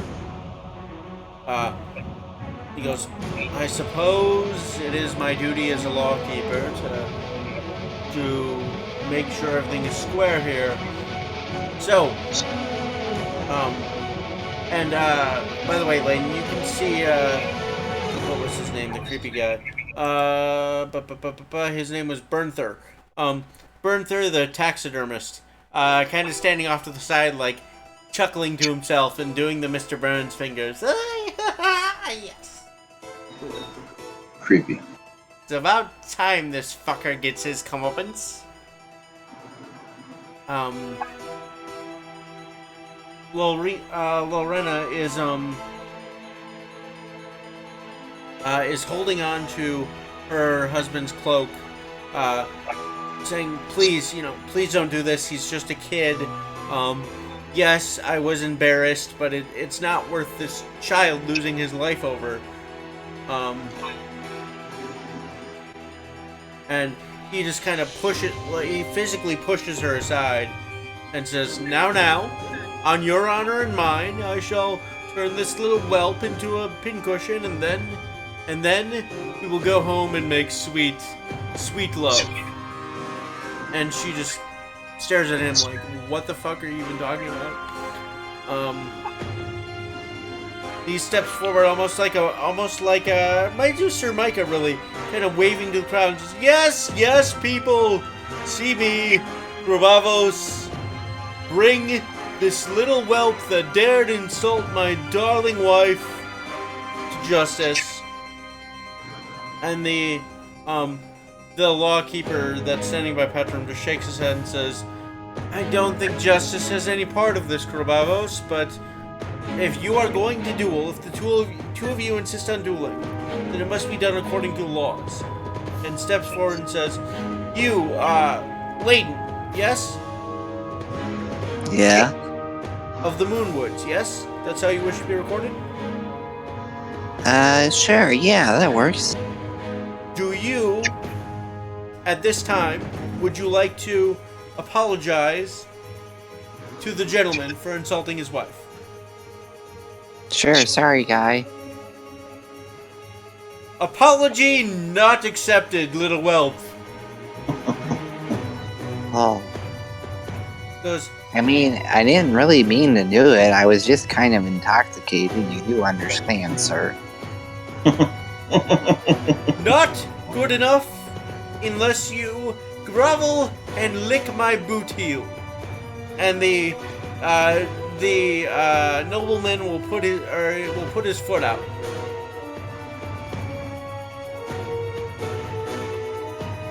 Well, and he clears his throat. In the words of one of my friends, Sir Micah, go fuck yourself. Now Now then, says the lawkeeper, as the challenged party, you have the right to dictate the terms. Will there be weapons used? Is this to first blood? Is it to the death? I mean, if he wants, this can be to the death. Oh, little whelp, I don't need to kill you, just beat you soundly and make you lick the dog shit off my boot heel. But Well, if... sir, I don't think, you're gonna make out of this one alive. To the death it is, then, says, Krobavos. I will not mourn over your grave, little child, for you are foolish and would not have lived much longer had I not put you to the sword.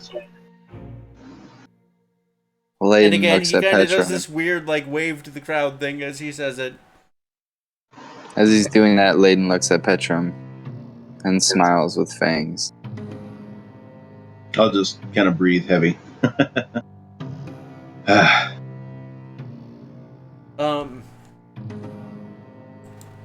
and then I'll kind of grip my shield a little tighter. Okay. So you're like, the shield has a holy symbol, right? Shield's a holy symbol, but I'm also preparing myself just in case. In case the crowd freaks out and decides to... Well, no, I'm more worried about Malsai might frenzying, and Oh, okay. I guess if the crowd tries to attack him too, I want to be a barrier between him and the crowd. Okay. Rayan has made her way down from upstairs by this time. Because I'm assuming you didn't really ever handcuff to the bed. No. And she is watching with interest, leaning up against the door, shaking her head. And the lawmaster says, okay, let it be known then that this is a duel to the death. And looking at you, Layden says, are there any restrictions on weapons you wish to ask for? Well, Or is it just a free-for-all? Layden looks at Petrum as for like an answer, because he's kind of like, what should I say?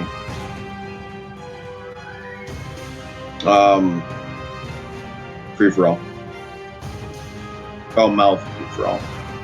I don't know how many people are there. They've acquired a pretty good... Like, there were maybe 10 or so waiting, but then, Krobavos came in with, like, 20 of his, of people that he's either, like, told about the duel, or maybe even paid to come view the duel, to make himself seem more impressive. Yeah, okay. There's about 30 people there. Okay. So, Petramouth's free-for-all to you. well, let's just do this thing, I suppose. The lawmaster nods and draws out his warhammer and bangs his shield 3 times, almost in a ceremonial fashion, and says, "Hear ye all that we have attempted to balance the scales of justice with diplomacy, and it was not accepted. So now blood must be had. A free-for-all duel to the death between these two combatants. For the honor of this lady." Pointing with his warhammer to the noble lady. And then he steps back and says, "You may begin." Miles, you have the initiative. Layden will take his spear and actually Layden's going to take the spear, put it into the ground behind him, and he's going to take out the sword and he's going to attack the guy. Okay. So you move forward. You close the distance and make an attack. Go ahead and make your Yes. attack roll, please. That's D20 plus 4 still. 20. Alright. So like natural 20? No. Just a regular 20. So total did 20. Yeah, sorry. Your sword is glowing, yes? Like yeah, is I active? suppose. Okay. Yeah. So that definitely hits. Go ahead and roll damage on the sword, which is your D8 plus 2. Okay, hang on. It's a D8. All right, 10. 10. Oh, good damage. So.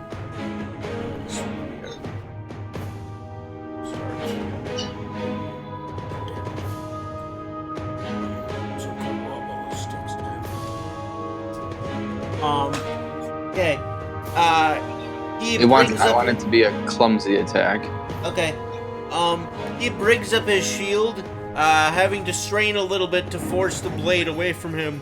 But it does look like a sort of a clumsy fighter's sparring attempt. And he chuckles and says, "Oh, my friend, you are so dead." Sir, I must warn you. It will be better for you like this. You're not gonna like the other way. We won't be nice. We'll be very, very rough. He laughs and says, "Child, this is a fight to the death. It is meant to be rough." And he will make his attack roll on you. Alright, so that hits. Brings the blade down, slashing at you. He will roll 4 damage on you. Which I don't think I need to actually adjust your HP. I do. Sorry about this, guys. Miles, will you roll a 12-sided die for me, please? 12, so I did that. Okay, oh, I found it. Never mind.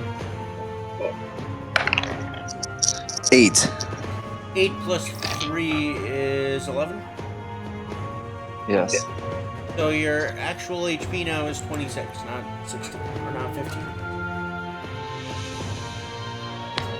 I forgot to adjust these because you guys leveled up, so I'll have to do that in between sessions.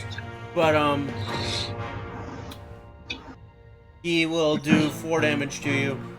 So as he slashes out, you are able to kind of clumsily dodge out of the way, twisting your ankle a little bit as you trip over some uneven stones, but you're able to get out of the way of the blade, which saves you from a dying blow.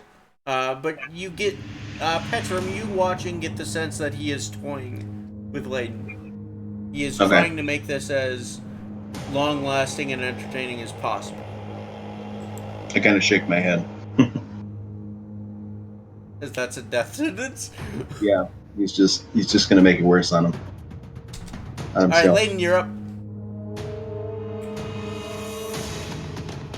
Layden's gonna turn to him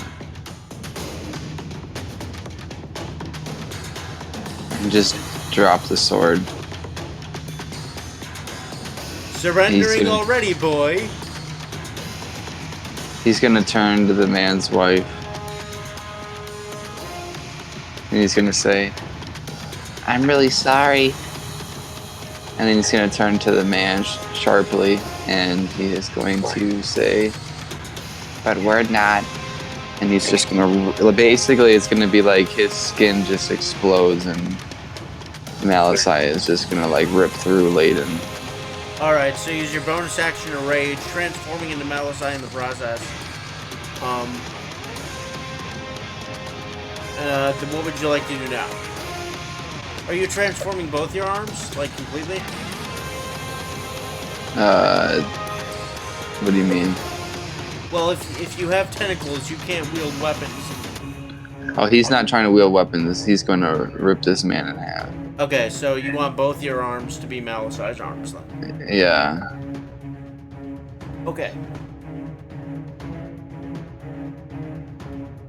Malasai is going to stare down at the man, and he is going to basically take his hand and just kind of smack him as far and as hard as he can.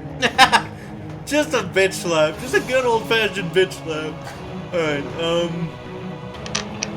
then make an attack roll. You are now raging, so that is +4. It'll be a 16. Okay. That hits. No, I'm sorry, that doesn't hit. He blocks it with a shield. It's so close. You do have your other hand, though. Would you like to strike out with that one? Why not? Okay. He'll just throw kind of a tentacles punch almost at the man. Wait, before you do that, remember that you can choose to, now that you're second level, you can choose to use your reckless attack to get advantage on your attack rolls, but then he gets advantage on you. I'm On fine. his turn. So if you'd like to re-roll that first 16 and have it still be part of the first attack, you can. 'Cause, with advantage you roll and take the higher number.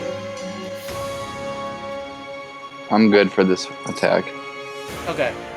Would you like to use the reckless attack on your second, on your offhand? Sure. Okay. So, you roll the d20 twice, take the higher number, you're adding 4.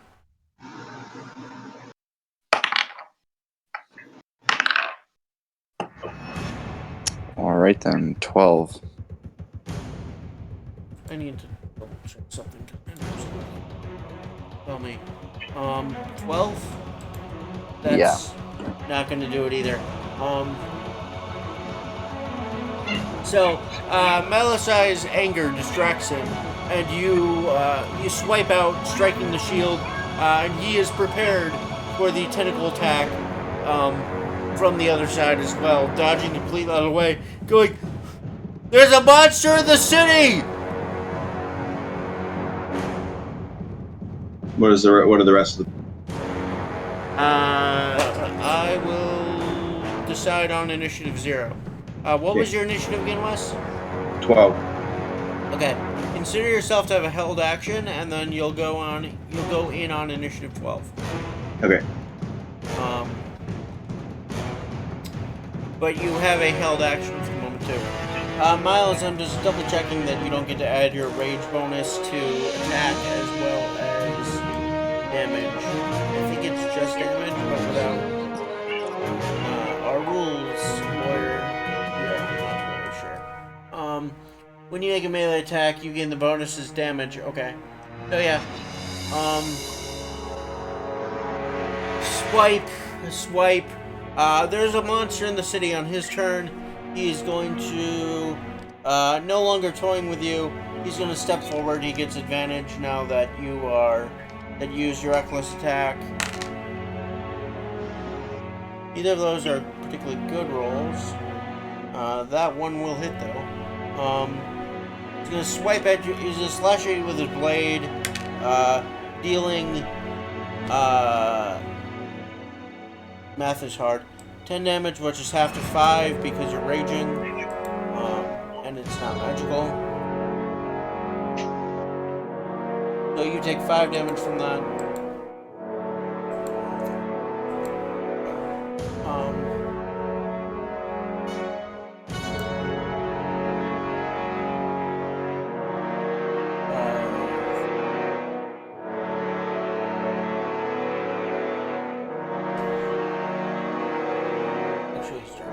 And then he's gonna use his multi-attack feature to try again, which he will not succeed the second time.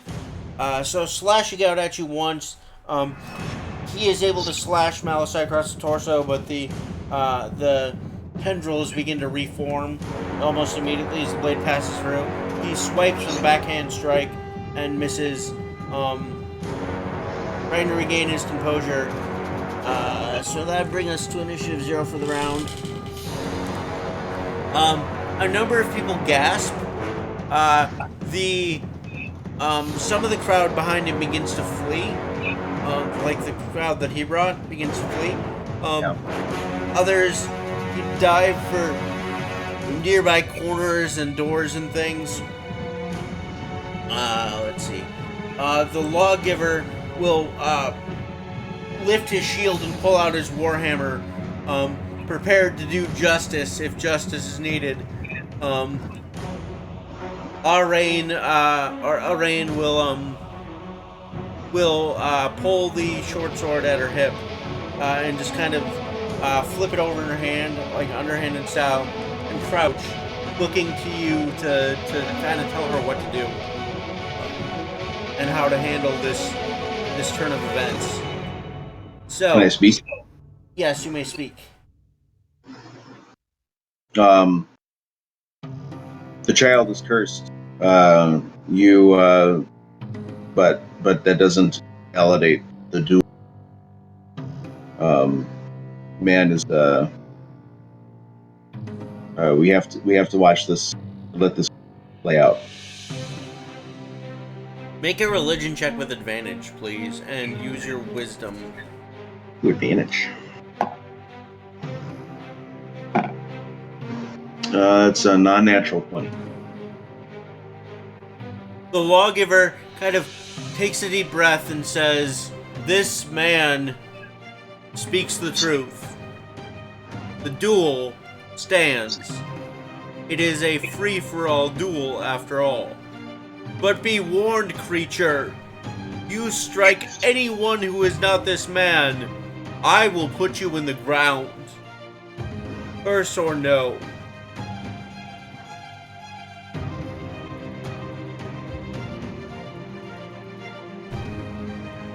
So I'm not going to put everyone else in the initiative order yet, but if things get crazy, I'll drop them in.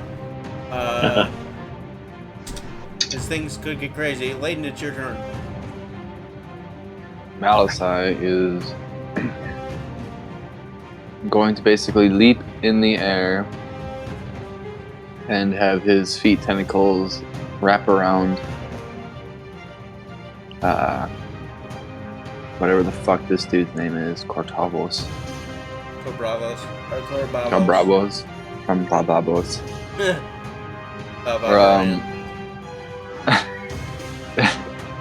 Malasai's gonna jump up and basically wrap his tentacles around this motherfucker and try to drag him to the ground, and in doing so take his both arms and turn them into tentacle spears and try to stab him in the chest. Okay. So what we're gonna do is I'm gonna have you make an athletics check. First. Okay. That will be both for leaping in the air, and that'll initiate the grapple with your feet. And then you will be able to stab with your offhand this turn. Okay. Because you do not quite have the level where you can be doing multiple stabs with your primary limbs. The grapple would take up one of them. Alright. Well, I rolled a 12 on the die for the athletics check. So plus... sorry, you have advantage because you're raging. My bad. Natural 20. Alright, Bam, bam. well, take that instead. Zoom, zoom, zoom. Against a 4 with modifiers. So your total comes to 24? So yeah, 24 for your character. So you are easily able to obtain the grapple, and you are able to stab into him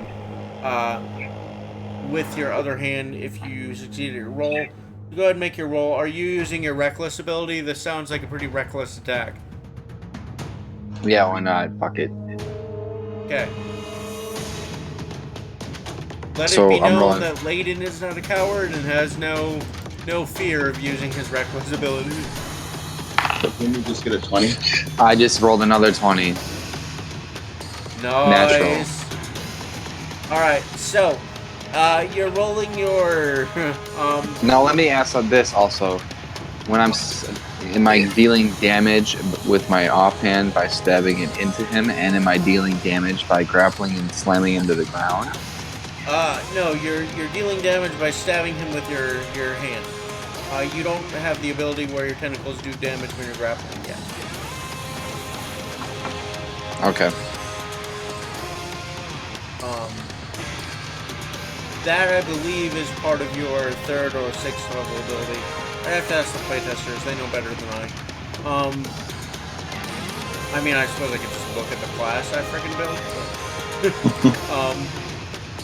it's going through revision after revision, so I don't know off the top of my head what level you get that ability. I know you don't have it yet. So go roll 2d4, and then double whatever that total is.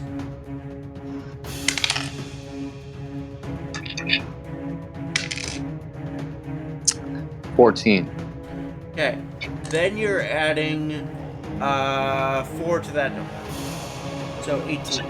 18. Damn, that's a spicy crit. Spicy. Alright. Damn it. Fuck. Bring it back. There we go. I deleted the character instead of damaging the character.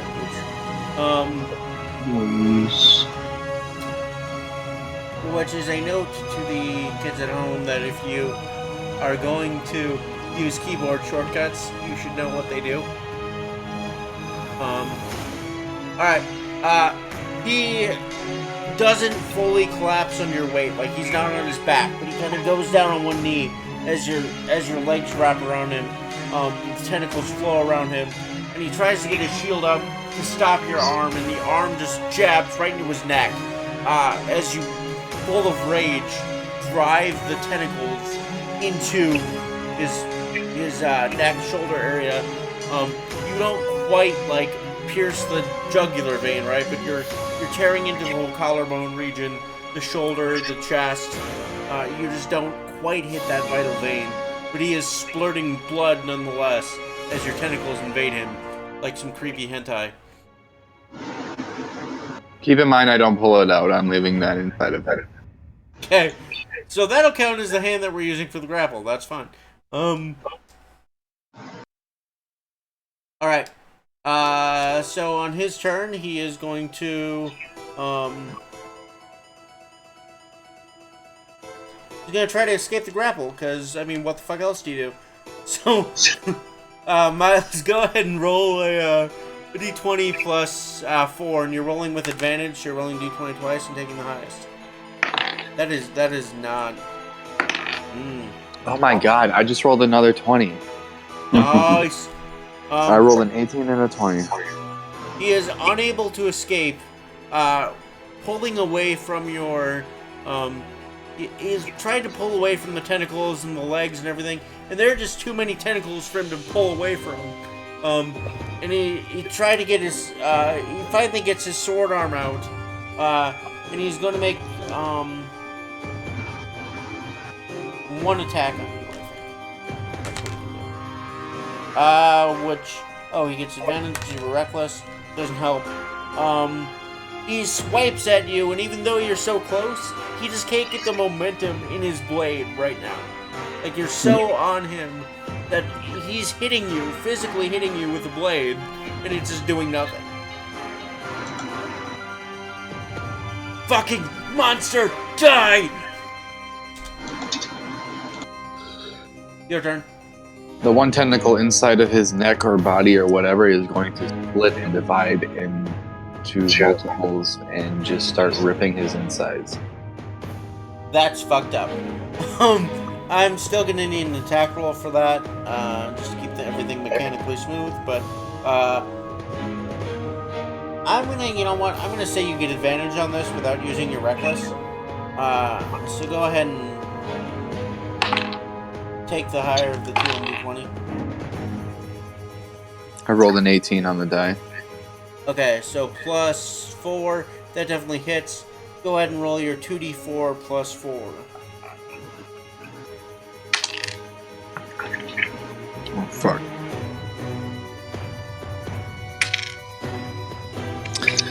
Uh, 11. All right.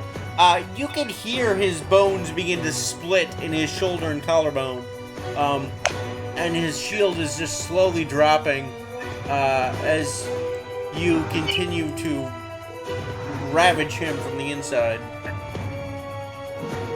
I'm basically creating my tentacles are dividing like a circulatory system Okay. and just slicing any flesh that's in its path. Would you like to use your main hand to attack him as well? Or crush him with your legs? That would also work. Count as your main attack. Can I use my tentacle to slice his arm off with a sword? If you roll high enough damage, yeah, I'll let you cut his arm off. All right, yeah, we'll try that off. Okay. I'm going after his sword hand. Are you going with the reckless attack as well? You get the advantage? I mean, can I get advantage because I'm tearing him up from the inside? I mean, the tentacle that's already inside, you got advantage for that. Or already That's inside. alright. I'll just roll. Okay. I'll just risk it. I don't give a fuck. I rolled a 17. Plus 4 is 21. That'll hit. Let's see if you can do enough damage. 2d4 plus 4 is your damage.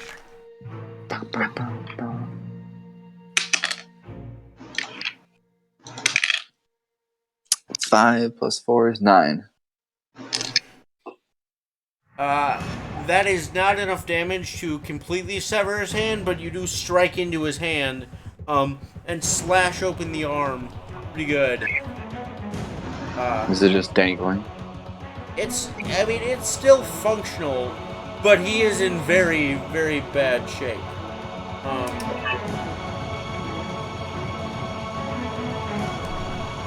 Let's put it this way, Petrum, watching the duel, even with your healing magic, you would probably want to just do last rites on this guy if you found him in your care. He is going to, in desperation, try to. I'm gonna say he can't escape the grapple at this point. So he's just gonna try to cut you free as much as he can, swinging his sword back and forth. He will hit this time. We're not gonna give him his full strength bonus on this. He's pretty beat up. It just doesn't make sense narratively speaking. So he deals 4 damage to you, which is nothing. So he begins to hack at the limb that's in his shoulder, trying to like break it off with his blade, and he does cut away several strands of shadowy, goopy tentacle-ness, but it doesn't really make much of a difference.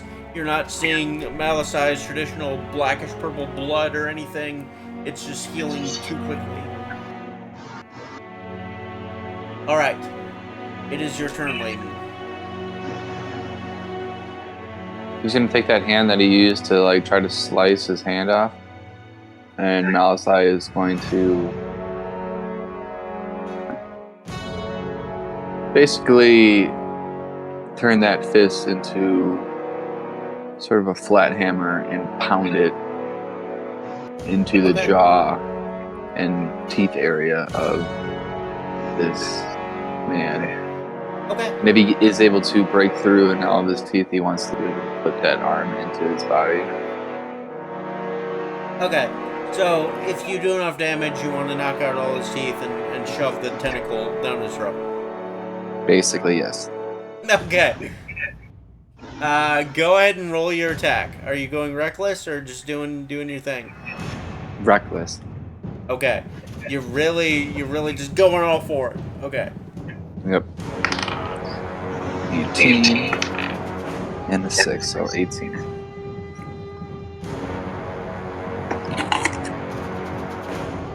And then you add 4, so you're at 22. That hits.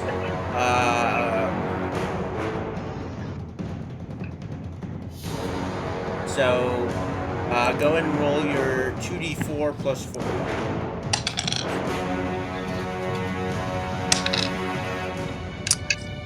11. Yikes. You punch your hammer-shaped fist into the man's mouth, sending teeth, jawbone, tongue, bits of everything down his shirt and into the back of his mouth, down his throat. It takes Malasai a good 40 seconds or so, maybe like 20 seconds, to realize that the man that he is throat invading, is dead. There is no heartbeat, there is no breathing, there is just death. The tentacle will go down to the heart and rip it out, and he will take it out and bite the man's head off, and then throw the heart in the air and eat it like a piece of popcorn. There's not much head left, but sure, you can rip off what remains and... I mean, he's bite just going off to take a what bite remains. out of his body, just a crunch. Okay. And then he's going to turn to the woman, that's the wife, and he's going to say, I told you we would be sorry. She will drop to the ground. She has fainted. The crowd is still huddled behind doors. They're still staring. Those that haven't fled. The lawgiver is... You can hear him physically shaking in his armor, like his armor clattering against itself. Malasai is basically going to roar at everyone like a T-Rex or some shit. Just fucking viciously trying to scare them away. He looks at... the lawgiver raises his hammer and looks at Petrum and says, How do we make the curse abate? How do we bring back the child? I'll start walking toward. Say, getting real low, buddy. Take an inspiration!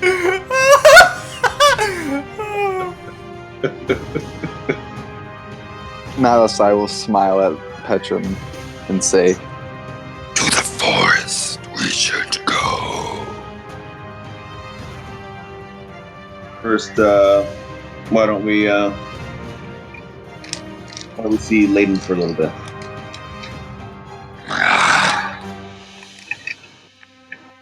Malasai will turn and slowly walk away, and as he's walking, kind of turn back into Layden. Okay, so you end your rage. As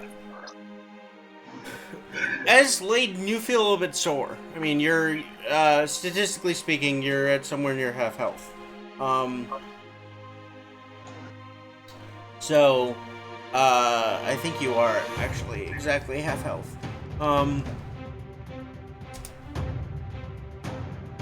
So, you should probably get some healing or some rest, and, you see the sword discarded, you see the mostly headless body, you see the spear. I don't know. You see the passed out woman in the street. I don't know how much Layden remembers of that particular moment of being Malasai, but what are you thinking, feeling, doing? Once it's like completely Layden, I'll turn back around and like look at Petrum, kind of like look at the scene, and then just be like, So I take it we won. It was no contest. Yep. I tried to tell him differently, but people are difficult.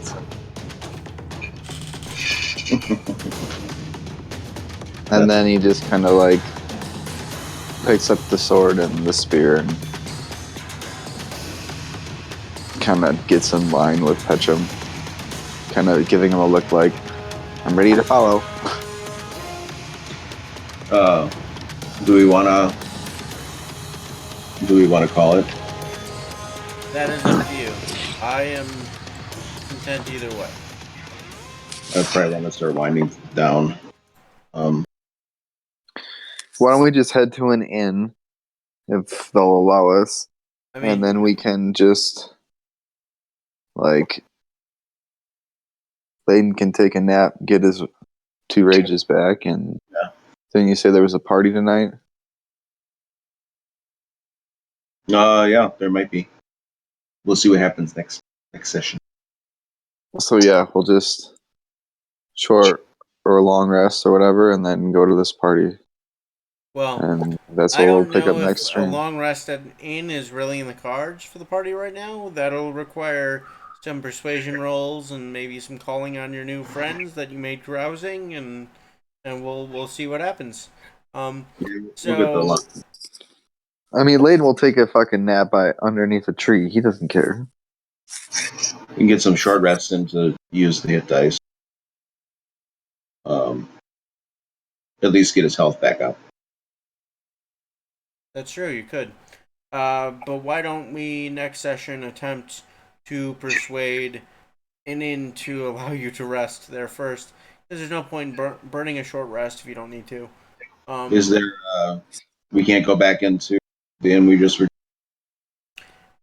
Not without some persuasion and convincing them that everything is safe. I got you. Okay. One of the more experienced guards was killed right outside their establishment by a monster. So, Oh, I see. the tavern master has seen lots of debaucherous things. So, I mean, if you were going to try anywhere, this inn is probably the place I would tell you to start. But, Yeah, um, we want to but get back into because we're gonna have the party here. So yeah. but it's not going to be an automatic thing anymore. Gotcha. So next week we will cover the consequences of what was a spectacular duel, and it looks like the party is headed towards Ever something Forest. Everwood. Yes, the Everwood Forest. Which is about a 3-4 day journey through the some would call treacherous Moon Pass. So we will see if they're going to make that over land or if they're going to go by river or how they're going to do this. Either way, it should be a good chance to use my travel rules and possibly the rules from what's it called? The book that's come out, Ghost of Saltmarsh, if they go by river. So excited for that. We will be here next week. The call to until then, the call to adventure has gone out, and we will answer. Everyone have a great evening, Good night. All right. and we.